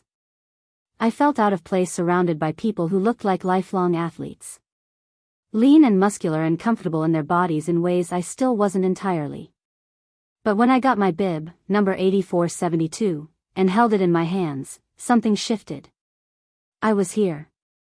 I belonged here. Not because of how I looked but because I'd done the training. Because I'd earned this start line through months of early mornings and long runs and pushing through discomfort. Saturday I barely left my apartment. Laid out my race outfit. Checked and rechecked my gear. Made my pre-race breakfast, oatmeal with banana and almond butter that I'd practiced eating during training runs. Set 6 alarms because I didn't trust myself to wake up on time even though I'd been waking at 5 a.m. for 3 years. Tried to sleep but mostly stared at the ceiling thinking about 26.2 miles and everything that could go wrong. Around midnight, I finally dozed off, my phone on the nightstand showing Coach Parker's stopwatch as my last conscious image. Race morning felt surreal. Cold and dark and electric with nervous energy from thousands of runners converging on the start line. I found my corral, seated based on my estimated finish time of 5 hours. Not fast by competitive standards, but respectable for someone who'd started this journey unable to run a mile. The national anthem played. The announcer gave instructions about course marshals and aid stations and what to do in case of emergency. Then the starting gun fired, and we were moving. The first few miles were chaos. Too many people. Too much excitement. Too fast a pace because everyone around me was surging with adrenaline. I forced myself to slow down, to stick to my planned pace even when it meant people passed me. This was a marathon, not a sprint. The first 6 miles didn't matter if I couldn't finish the last 6. Around mile 8, I settled into a rhythm. My breathing steadied. My legs found their cadence. The crowds lining the street cheered for everyone, not just the fast runners. A little kid held up a sign that read, "You're running faster than my Wi-Fi." I laughed out loud, which felt impossible while running but happened anyway. Mile 13 came faster than I expected. Halfway. I took a gel at the aid station, the grow sweet concentrated carbs that fueled endurance athletes. Drank water. Kept moving. My legs felt good. Not fresh, but strong. Capable. Around mile 16, I started seeing other runners struggling. Walking. Stretching out cramps. Looking like they were questioning all their life choices. I understood that feeling. I'd been there on every long training run. But today, I felt steady. Prepared. Like all those hard miles in the rain and cold and exhaustion had built something resilient. Mile 20 was where it got real. The wall that marathoners talked about. The point where your glycogen stores depleted and your body started burning whatever fuel it could find. My pace slowed slightly. My breathing got harder. But I didn't stop. I thought about the woman in the bathroom photo 3 years ago. About the motel room. About Thanksgiving dinner and Vanessa's voice saying I was killing myself. About every person who doubted that sustainable change was possible. About every morning I'd woken up and chosen to keep going even when I didn't want to. All of that had led here. To mile 20 of a marathon I'd once thought was impossible. The finish line appeared around a final turn at mile 26. 0.2 miles to go. The longest, shortest distance. My eyes burned. My legs screamed. But I ran. I didn't sprint because I couldn't. But I ran steadily, consistently, all the way across that timing mat while the announcer called my name and bib number. Natalie Brooks, number 8472, you are a marathoner. I stopped running and immediately started crying. Not sad tears. Not even happy tears exactly. Just release. The physical and emotional accumulation of 3 years pouring out in that moment of completion. A volunteer draped a foil blanket over my shoulders and handed me a medal. Another volunteer guided me toward the finishers area where they had bananas and bagels and chocolate milk. I sat on the curb, medal around my neck, and pulled out my phone. My official time, 4 hours 52 minutes. Under my goal of 5 hours. I'd done it. Not just finished. Actually run well. I took a selfie, sweaty and exhausted and wearing that medal, and posted it with a simple caption. 3 years ago I couldn't walk to my mailbox without losing my breath. Today I ran 26. 2 miles. Never underestimate what you're capable of. The response was immediate and overwhelming. Thousands of likes. Hundreds of comments. Messages from people I'd never met saying they'd been following my journey and crying reading about my finish. From runners who understood what this achievement meant. From non-runners who saw it as proof that transformation was possible if you gave it enough time and consistent effort. The validation felt good but not necessary. I'd done this for myself. The medal was real regardless of who witnessed it. Keith called while I was still sitting on that curb. "I've been tracking you all morning. That was an incredible race, Natalie. Negative split on the back half. Perfect pacing. You ran that like a veteran." I laughed, which hurt my exhausted abs. I definitely don't feel like a veteran. I feel like I got hit by a truck. He laughed too. That's marathoning. The pain is temporary. The pride is permanent. Rest up. You've earned it. I spent the rest of the day horizontal on my couch, legs elevated, eating everything I wanted because I'd burned over 3,000 calories and my body needed fuel.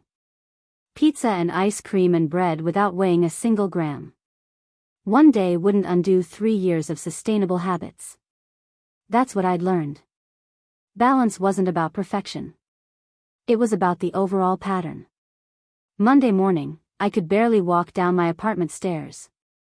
Every muscle hurt in ways I didn't know were possible. But it was good pain. Earned pain. The kind that came from pushing yourself to new limits and discovering you were stronger than you knew. I took the week off from running, did gentle yoga and stretching, let my body recover. By Friday, I was itching to move again. Not because I had to. Because I wanted to. That was the real transformation. Exercise had shifted from obligation to desire. From something I did to my body to something I did for it. The marathon medal hung on my wall next to Coach Parker's stopwatch. 2 symbols of the journey. One representing where I'd started, the person who'd believed in me before I believed in myself. The other representing where I'd arrived, proof that his faith had been justified. I posted a photo of both items with a longer caption than usual. This stopwatch belonged to my high school coach who told me I had something rare, persistence. He died 4 years ago and never saw what I became. But everything I've accomplished traces back to him seeing potential in an overweight, slow teenager who refused to quit. And this medal represents 3 years of honoring that potential. Of proving that persistence matters more than talent or genetics or any excuse we tell ourselves about why we can't. If you're at the beginning of your journey, know this, the person you're becoming is worth every hard day. Keep going. That post resonated differently than others. It wasn't about weight loss or running. It was about mentorship and belief and how the people who see us when we can't see ourselves plant seeds that bloom years later. Comments poured in about people's coaches and teachers and family members who'd believed in them. About how that belief had sustained them through difficult transformations. About wanting to be that person for someone else. Community wasn't just about shared struggle. It was about shared humanity. About witnessing each other's growth and saying, yes, you can, even when the evidence wasn't yet visible. December brought opportunities one hadn't anticipated. A local sportswear company reached out asking if I'd be interested in testing their products and providing feedback. Nothing major, just free gear in exchange for honest reviews. I said yes because I genuinely needed new workout clothes and my budget was tight. They sent a box of leggings and sports bras and running tops, all in my current size. Wearing clothes designed for athletes when I still sometimes saw myself as someone pretending to be athletic felt strange. But they fit. They worked. I ran in them and posted honest feedback about what I liked and what could be improved. The company loved my reviews. They asked if I'd be interested in a more formal partnership. Becoming a brand ambassador. Posting regularly about their products. Attending events. I told them I wasn't an influencer and didn't want to become one. I had a small following of real people, not an audience I'd bought or manipulated through algorithms. If that was valuable to them, great. If not, I understood. They said that's exactly why they wanted to work with me. Authenticity was rare in the fitness space. Everyone was selling something. I was just living my life and documenting it honestly. That was more powerful than any polished campaign. We agreed on a modest partnership. A few $100s a month plus free products. Not enough to quit my day job, but enough to offset my gym membership and race entry fees. It felt surreal. Being paid, even a small amount, for something that had started as a desperate attempt to save my own life. But I approached it the same way I'd approached everything else. With integrity. I only posted about products I actually used and liked. I was honest about what didn't work. I made it clear when posts were sponsored. My followers appreciated the transparency. My engagement actually increased because people trusted that I wasn't just selling them whatever paid me. January marked 3 years since I'd started this journey. 3 years since that bathroom photo and the decision to change. I'd lost 175 pounds total, reaching a weight I hadn't seen since high school. 212 pounds on a 5'10" frame. Solidly in the healthy BMI range, though I'd learned that BMI was just one metric among many. My body fat percentage was healthy. My muscle mass was strong. My cardiovascular fitness was excellent. My blood work was perfect. Every objective measure said I was healthy, which was the actual goal all along. But more than the numbers, I had a life I loved. I hiked every weekend. I ran marathons. I led a community of women who were finding their own strength. I had partnerships with brands that valued my voice. I had savings in my bank account for the first time in my adult life. I had energy and mobility and the simple joy of existing in a body that did what I asked it to do. That was worth more than any number on a scale or size on a tag. That was freedom. I posted a 3-year transformation photo. The bathroom mirror shot from January 3 years ago next to a current photo in the same spot. The physical difference was dramatic. But I wrote about the invisible changes. The confidence. The discipline. The knowledge that I could set audacious goals and achieve them through nothing more magical than consistent effort over time. The belief that I was worth fighting for. That my comfort and health and happiness mattered regardless of what anyone else thought. Those were the real transformations. The weight loss was just evidence of the internal shifts that had happened first. The post went viral in a way nothing else had. It was shared across platforms. Featured on fitness blogs and wellness sites. Someone sent it to a producer at a local news station who reached out asking if I'd be interested in being interviewed for a segment on sustainable weight loss. I almost said no. The idea of being on television felt exposing in ways I wasn't comfortable with. But I thought about Carla and Lauren and Patricia and all the women who'd messaged me saying my story had helped them start their own journeys. If going on TV meant reaching more people who needed to hear that slow, sustainable change was possible, maybe it was worth the discomfort. The interview aired on a Thursday morning in February. They came to Willow Creek Park and filmed me running. Interviewed me at the gym. Sat in my apartment and asked about my meal prep routine. The segment was only 4 minutes, which meant they edited out most of what I'd said, but the core message remained. Weight loss didn't require surgery or medication or extreme measures. It required a fundamental shift in how you related to food and movement. It required patience. It required showing up consistently even when results weren't immediately visible. It required treating yourself like someone worth caring for. After the segment aired, my social media exploded. I gained 5,000 followers in a day. My inbox filled with messages and interview requests and partnership opportunities. A literary agent reached out asking if I'd ever considered writing a book. A podcast network wanted to discuss hosting my own show. A supplement company offered me $10,000 for a single sponsored post. The attention was overwhelming. I'd gone from anonymous to somewhat visible, and the shift happened faster than I could process. Tanya helped me navigate it. She'd seen this happen with other people in their research program who'd had successful transformations and gotten media attention. The key is staying grounded in why you started, she told me over coffee at her office. You didn't do this to become famous or make money. You did it because you wanted your life back. Don't let the opportunities change that. Say yes to things that align with your values. Say no to everything else. Your integrity is worth more than any paycheck. I said no to the supplement company. Their products contained ingredients I didn't believe in, and I wasn't going to promote something I wouldn't use just for money. I said no to most of the interview requests because they wanted sound bites and drama, not substance. But I said yes to the literary agent. The idea of writing a book, of telling the full story in a way that might help people understand the real work of transformation, felt aligned with why I'd started sharing publicly in the first place. Not for attention. For connection. For proof that ordinary people could do extraordinary things if they gave themselves permission and time. March brought an unexpected email. The subject line read, Nike Athlete Sponsorship Opportunity. I almost deleted it thinking it was spam. Nike didn't sponsor people like me. They sponsored elite athletes. Olympians. Professionals. Not former data entry clerks who'd learned to run through YouTube videos and stubbornness. But something made me open it.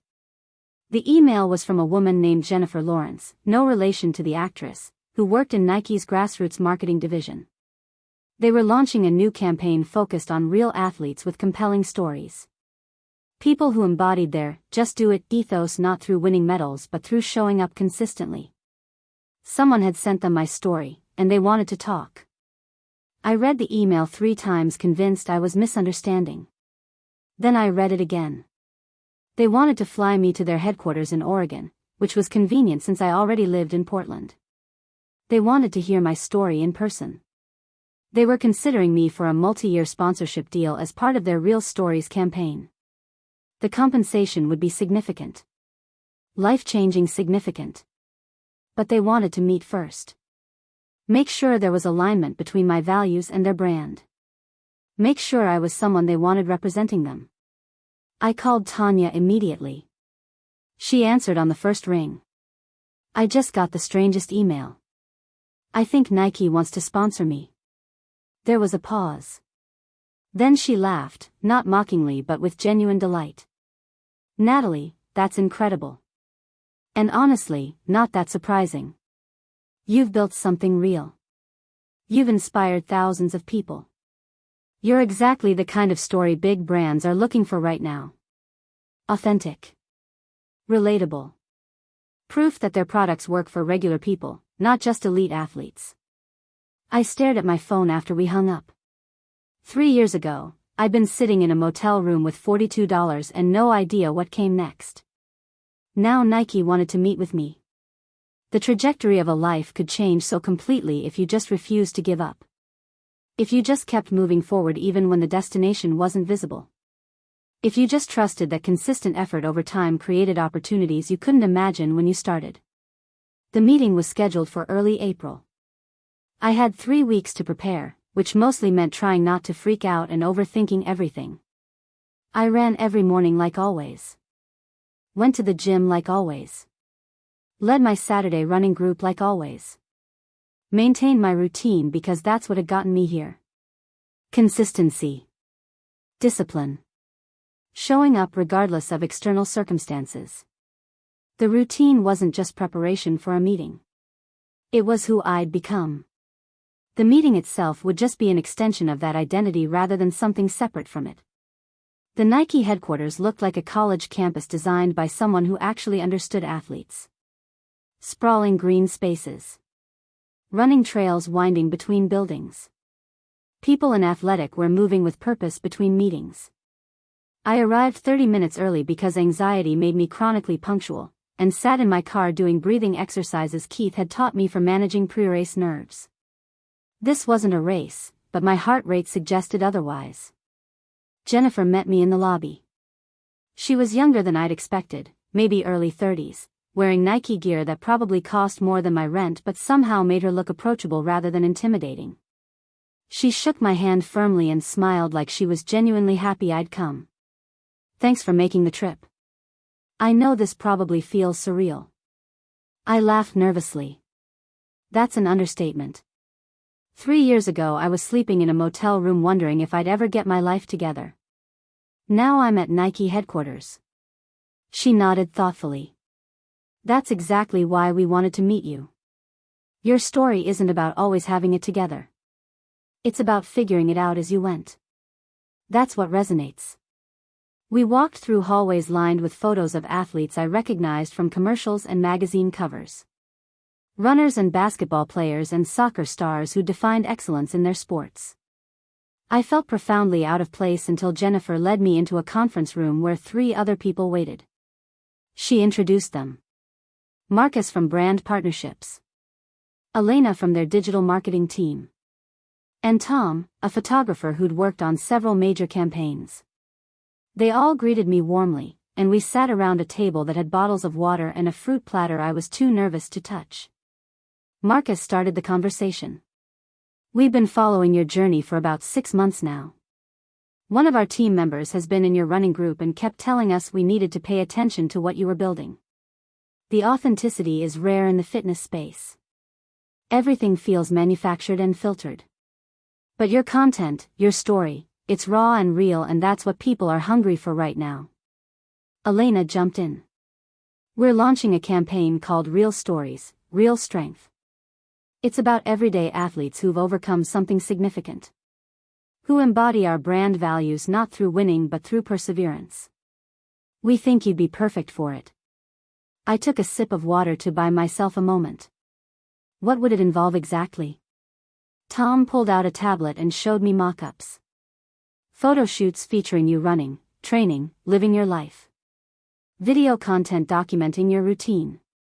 Social media campaigns where you share your journey with our branding. Appearances at select events and races. We're not asking you to be someone you're not. We want to showcase exactly who you are.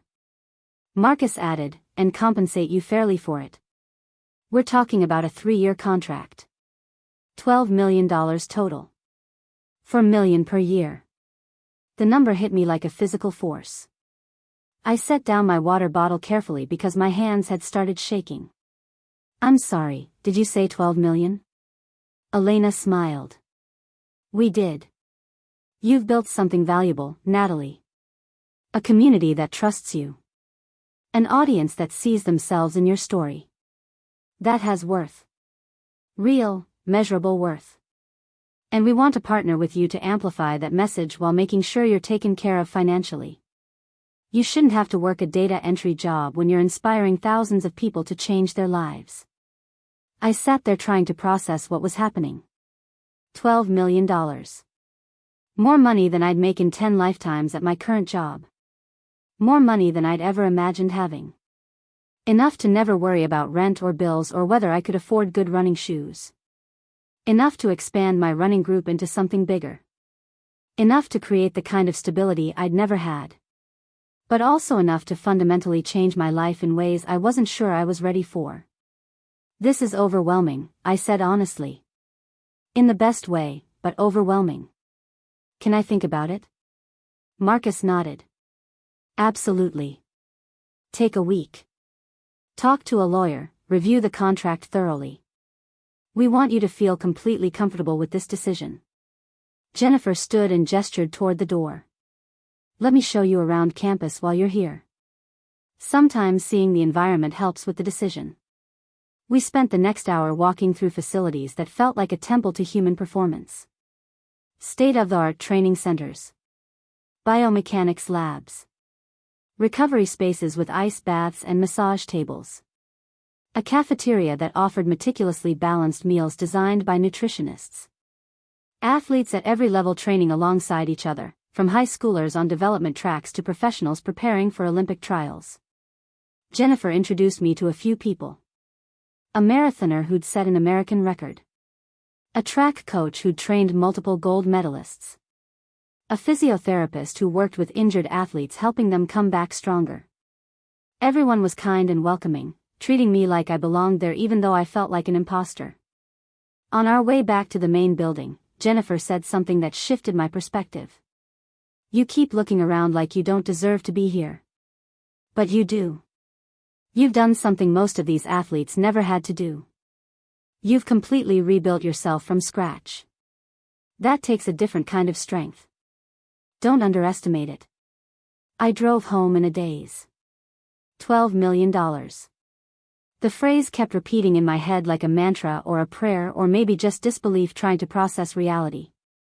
I called Tanya before I even got back to my apartment. She answered immediately. How did it go? I pulled into a parking lot because I couldn't drive and have this conversation simultaneously. They offered me $12 million over 3 years. The line went silent.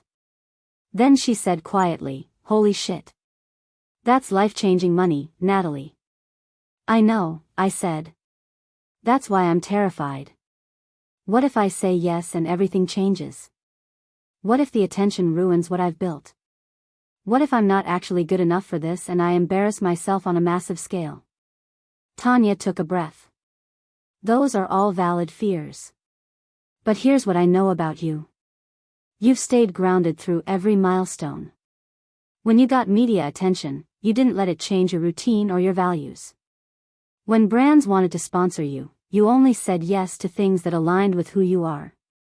You have a strong center. Trust that. And if it helps, remember that you can always say no.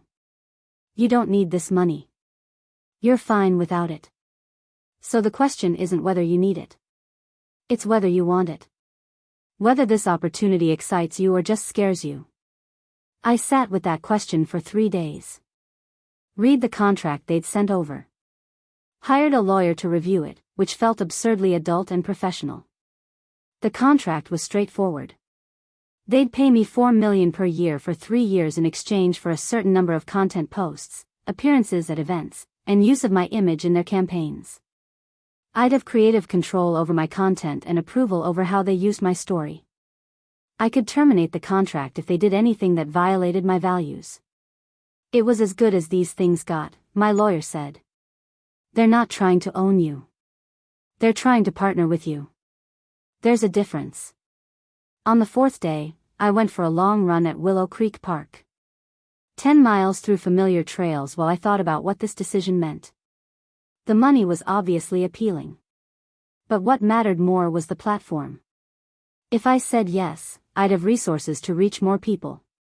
To expand the running group. To create programs for people who couldn't afford gym memberships or nutritionists or the support systems that had helped me succeed. I could hire help. Build something sustainable. Turn the community I'd accidentally created into something intentional and impactful. By mile 8, I knew what my answer would be. I finished the run and drove straight home. Showered. Made coffee. Called Jennifer while I was still in my bathrobe with wet hair because waiting felt impossible now that I'd decided. She answered on the 2nd ring. "Natalie. Have you had time to think?" I took a breath. "I have. And I want to do this." I heard her smile through the phone. "That's fantastic. We're so excited to work with you. I'll send over the paperwork today. Welcome to the Nike family." After we hung up, I sat on my couch and cried. Not from fear or overwhelm, though both were present. From gratitude. From the sheer improbability of a path that had started with being unable to walk to my mailbox and somehow led here.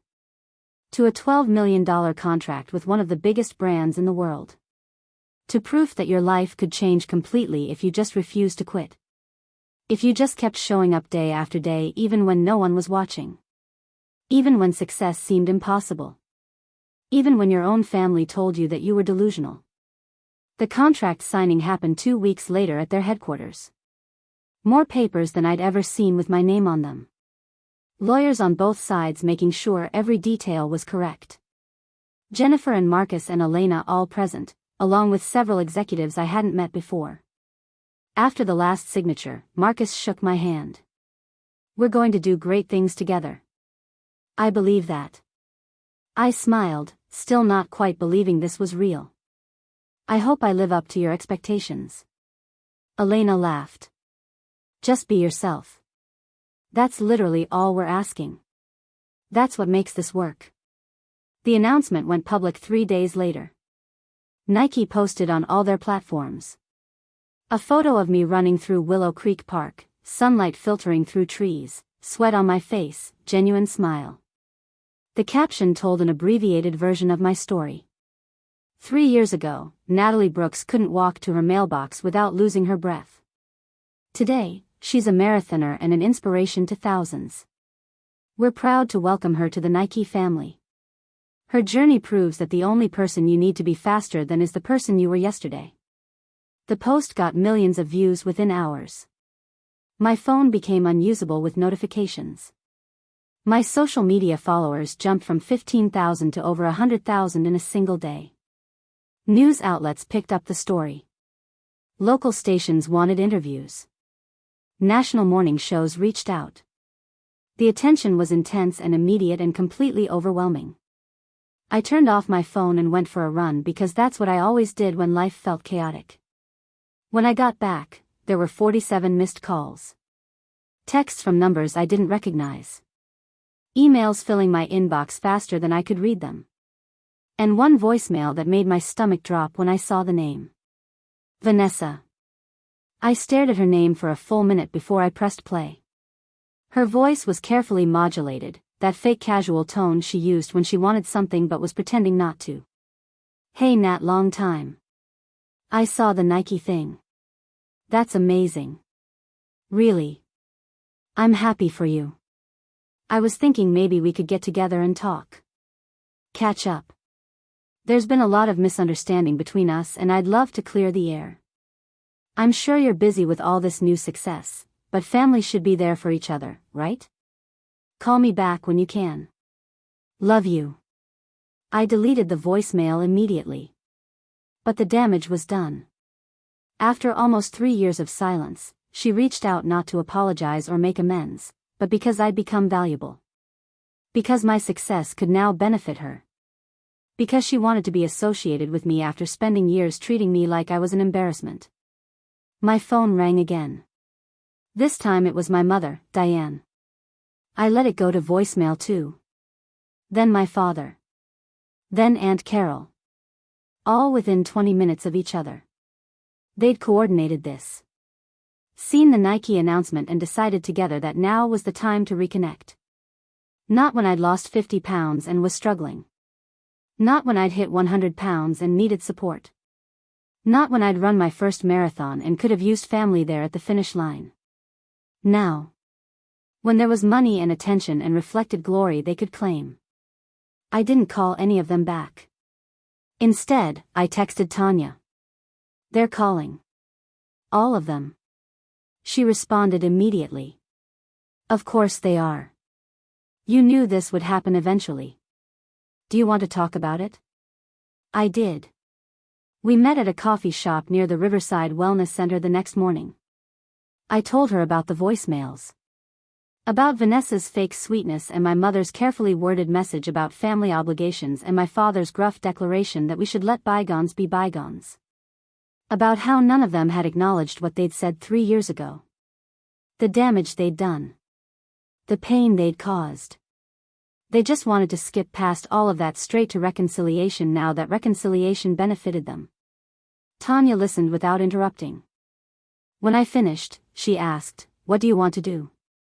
I thought about it. Part of me wanted to call them back. To finally have the confrontation I'd never gotten. To make them acknowledge what they'd done and apologize properly. But a wiser part knew that wouldn't happen. They'd rewrite history. Tell me I was being too sensitive. Insist they'd always supported me. Gaslight me into questioning my own memory of events. That's what they'd always done. Why would this time be different? I don't think I want to do anything, I said. I think silence is the answer. They had 3 years to reach out. 3 years to apologize. They chose not to. I'm not going to reward that now just because circumstances have changed. Tanya nodded. That's valid. You don't owe them a relationship just because you share DNA. Family is supposed to support you when it's hard, not show up only when it's convenient. But be prepared for them to escalate. When people like that don't get what they want, they often get ugly. She was right. Over the next week, the calls continued. The voicemails became less friendly and more entitled. My mother left a message saying I was being selfish and hurtful by ignoring them. My father said I'd always been difficult and this proved I hadn't changed as much as I thought. Vanessa posted a cryptic message on social media about people who forget where they came from when they get a little success. The hypocrisy was stunning, but not surprising. I blocked all their numbers. Blocked them on social media. Told my lawyer to draft a cease and desist letter if they tried to contact me through other channels. It felt harsh, but necessary. I'd spent 3 years building a life without them. A life where I wasn't constantly defending my choices or explaining my worth. I wasn't going to let them back in just because they'd decided I was valuable now. The boundaries I'd set by walking out of that Thanksgiving dinner had protected me. I wasn't going to drop them now. The Nike campaign launched in June. Billboards in major cities featuring my face and that photo from Willow Creek Park. The tagline read, "She didn't quit on herself." Television commercials showing my morning routine. Meal prep. Early runs. Gym sessions. Voiceover narration telling my story in 30-second and 60-second versions that somehow captured the essence without losing the truth. The response was massive. People resonated with the message that transformation was possible through consistency rather than perfection. That you didn't need to be elite to be an athlete. That showing up mattered more than talent. Sales of Nike products in my size range increased significantly. Women who'd never seen themselves represented in athletic campaigns suddenly had someone who looked like they did, who'd struggled like they had, wearing the swoosh and saying you can do this too. The campaign worked not because it was manipulative but because it was honest. Because I was still me. Still posting about bad runs and meal prep failures and days when I didn't want to go to the gym but did anyway. The sponsorship hadn't changed that. If anything, it had given me more resources to be authentic at scale. My running group grew from 15 to 50 to over 100. We had to split into multiple pace groups to accommodate everyone. I hired 2 assistant coaches to help manage the growth. We formalized everything, created a website, set up a nonprofit structure so we could offer scholarships for people who couldn't afford race entry fees or proper running shoes. The Nike money made all of that possible. I wasn't just changing my own life anymore. I was creating infrastructure for other people to change theirs. That felt more meaningful than any dollar amount. In August, Nike flew me to New York for a major campaign event. A panel discussion at their flagship store about sustainable fitness and long-term health. I was terrified speaking in front of hundreds of people, but I told the truth. About the motel room and the $42 and the morning I couldn't walk to my mailbox. About the slow, unglamorous work of change. About the loneliness of outgrowing people who needed you to stay small. About the joy of discovering what your body could do if you treated it with respect instead of punishment. The audience listened quietly. Some people cried. Many people applauded.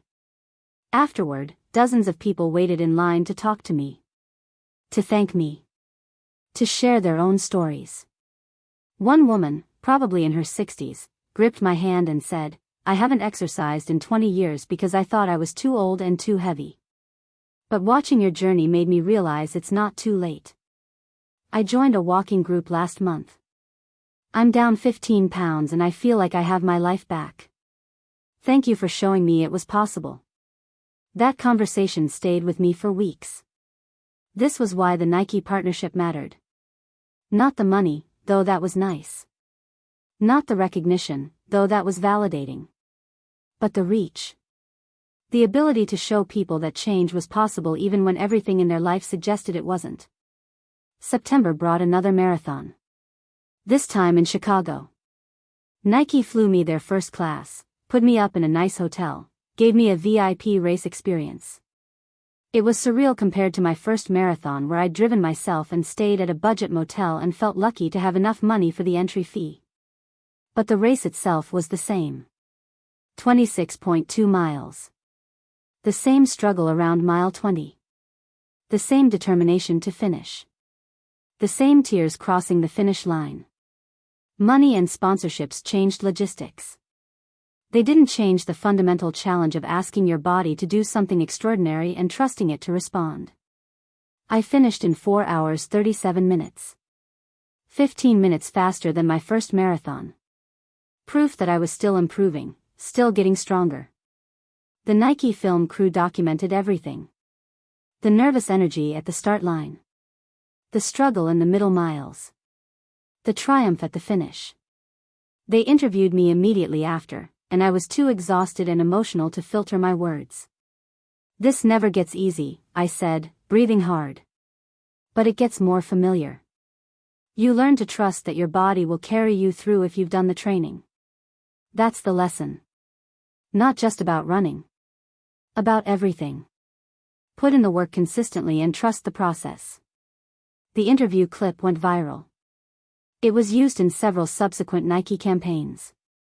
Featured in presentations about authentic marketing. Analyzed in business school case studies as an example of brand partnerships done right. October brought an unexpected complication. A tabloid published an article about my family. They'd somehow gotten interviews with Vanessa and my parents. The headline read, "Nike star's family speaks out about her transformation gone too far." The article was full of misquotes and manipulated narratives. Vanessa claiming she'd always supported me but worried about my extreme methods. My mother saying she'd tried to maintain contact but I'd pushed them away. My father insisting they were proud of me but concerned about how fame had changed me. All lies. All designed to paint them as caring family members and me as ungrateful and difficult. I called Jennifer immediately. She'd already seen it. "I'm so sorry, Natalie. We deal with this sometimes with our athletes. Family members or former friends trying to cash in on success. We can issue a statement if you want. Counter their narrative." I thought about it. Part of me wanted to fight back. To tell the truth about what they'd actually said and done. But that would just give the story oxygen. Keep it in the news cycle. Give them the attention they wanted. What if I just ignore it? I asked. Let it die naturally? Jennifer was quiet for a moment. That's actually probably the smartest approach. Engaging gives them power. Silence takes it away. Most people will forget about this in a week. Your real community knows the truth. They're the ones who matter. She was right. The article made a splash for a few days. But my followers, the people who'd been with me through the actual journey, defended me without being asked. They posted comments about the timeline. About how my family had been absent for years. About how convenient it was that they only spoke up now that there was money involved. The narrative fell apart under scrutiny. Within a week, the tabloid moved on to some other celebrity drama. My family's attempt to insert themselves into my success had failed. The relief was profound. Not just because the immediate crisis passed, but because I'd handled it without compromising my boundaries. I hadn't let them back in. I hadn't given them the confrontation or attention or reconciliation they wanted. I'd simply continued living my life, and that turned out to be the most powerful response. November marked 3 years since that Thanksgiving dinner. 3 years since I'd walked out and never looked back. I thought about posting something acknowledging the anniversary, but decided against it. That dinner didn't define me anymore. It was just a moment in a much longer story. The real story wasn't about what my family had done. It was about what I'd built despite them. The life I'd created. The community I'd fostered. The opportunities I'd earned through nothing more complicated than refusing to quit. That was worth celebrating without needing to reference the darkness it had grown from. Instead, I posted a photo of my running group. 100 women of different ages and sizes and abilities, all wearing Nike gear I'd been able to provide through the partnership. The caption read, 3 years ago I was alone in every way that mattered.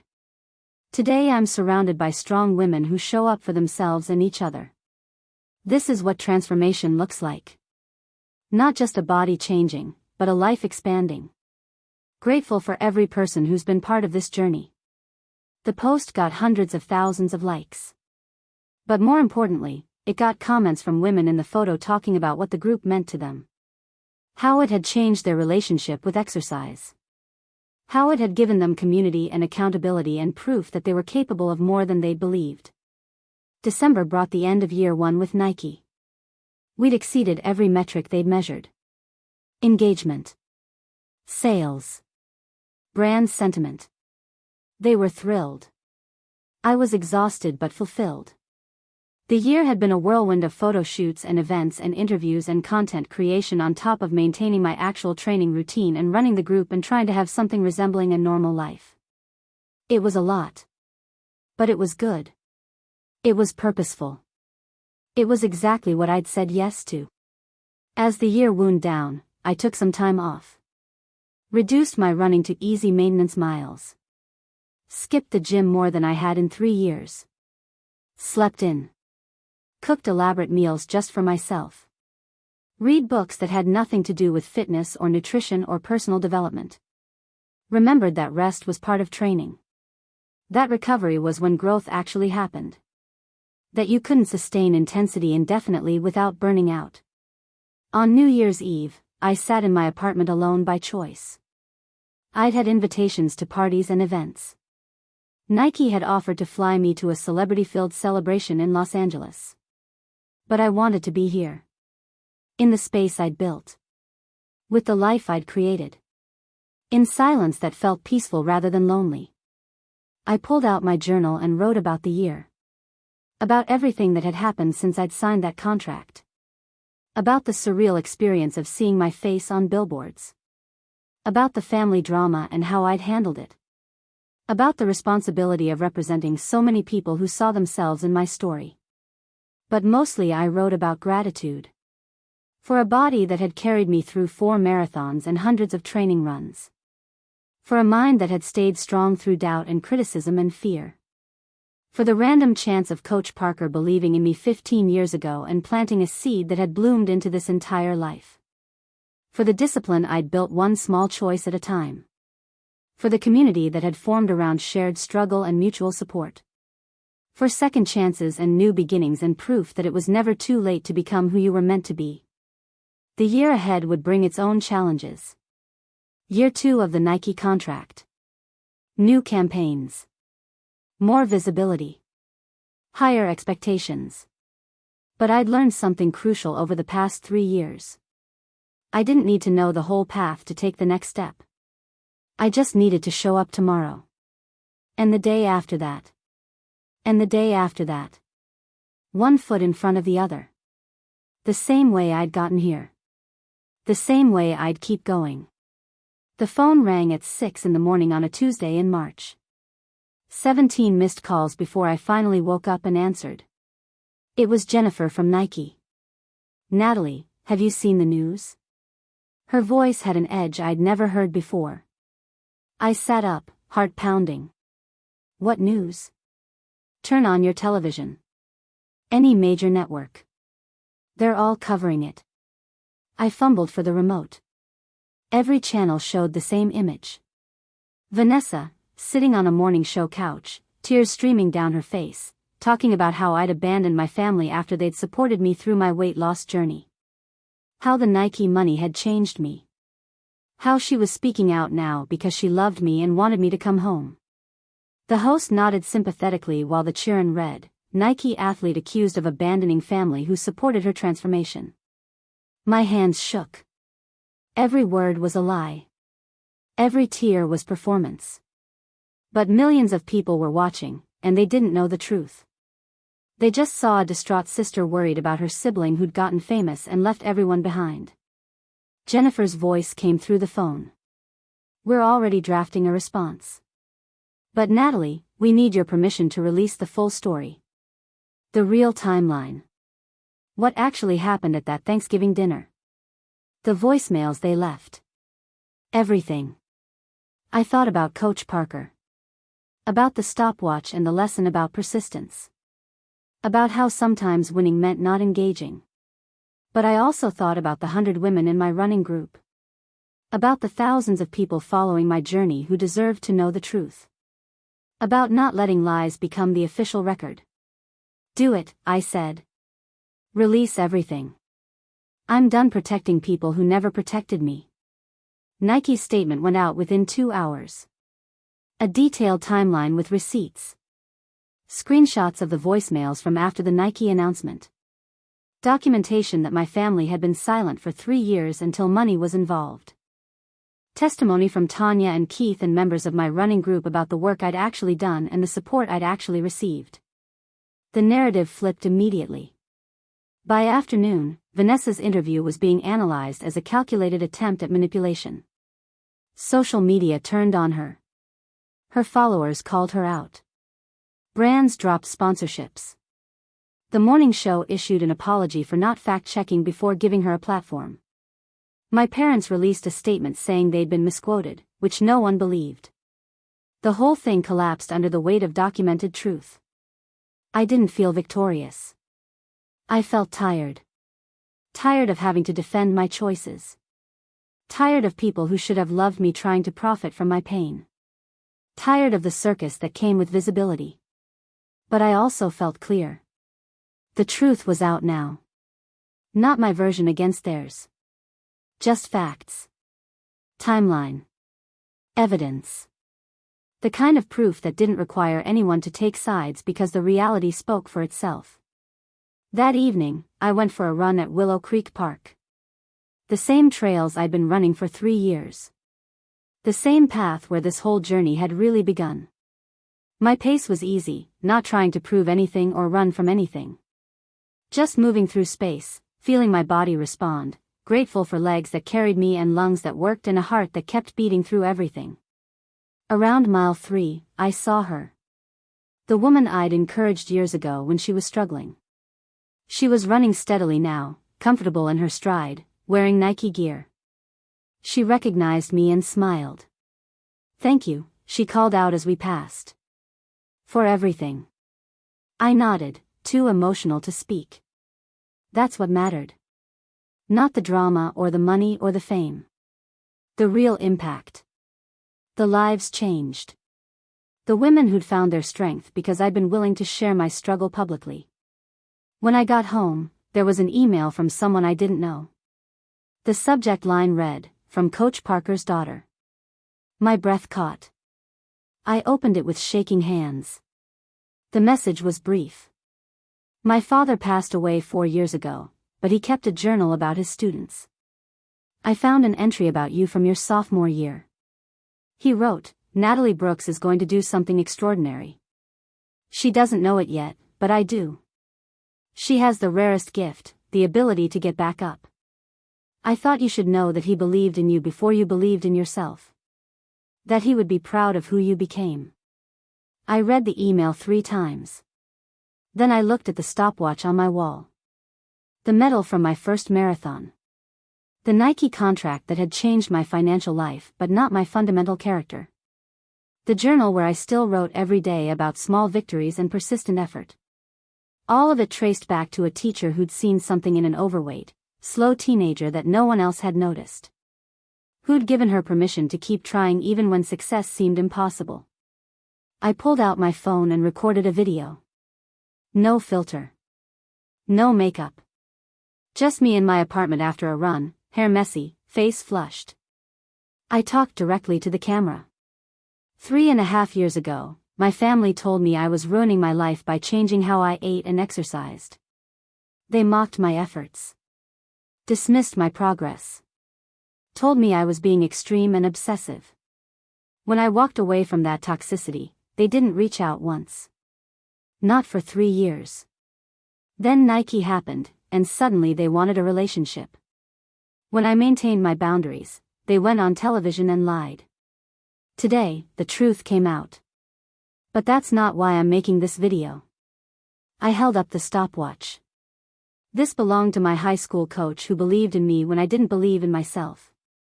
He died before he could see what I became, but his faith sustained me through every hard moment.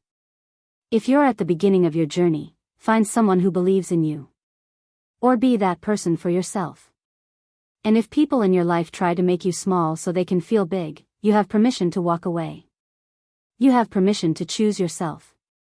You have permission to build a life on your own terms even if that disappoints people who never supported you anyway. Your transformation doesn't require anyone's approval. Just your commitment. I posted the video and turned off my phone. Made dinner. Stretched. Journaled. Went to bed early because tomorrow I had a run scheduled and a life to live and a community to serve. The drama would fade. It always did. But the work would continue. The showing up. The persistence. The same qualities Coach Parker had seen all those years ago. The qualities that had brought me from a motel room with $42 to a life I'd built through nothing more magical than refusing to quit. That was the real story. Not the Nike contract or the family drama or any external validation. Just the internal certainty that I was worth fighting for.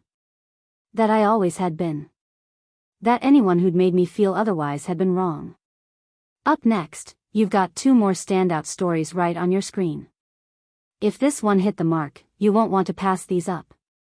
Just click and check them out.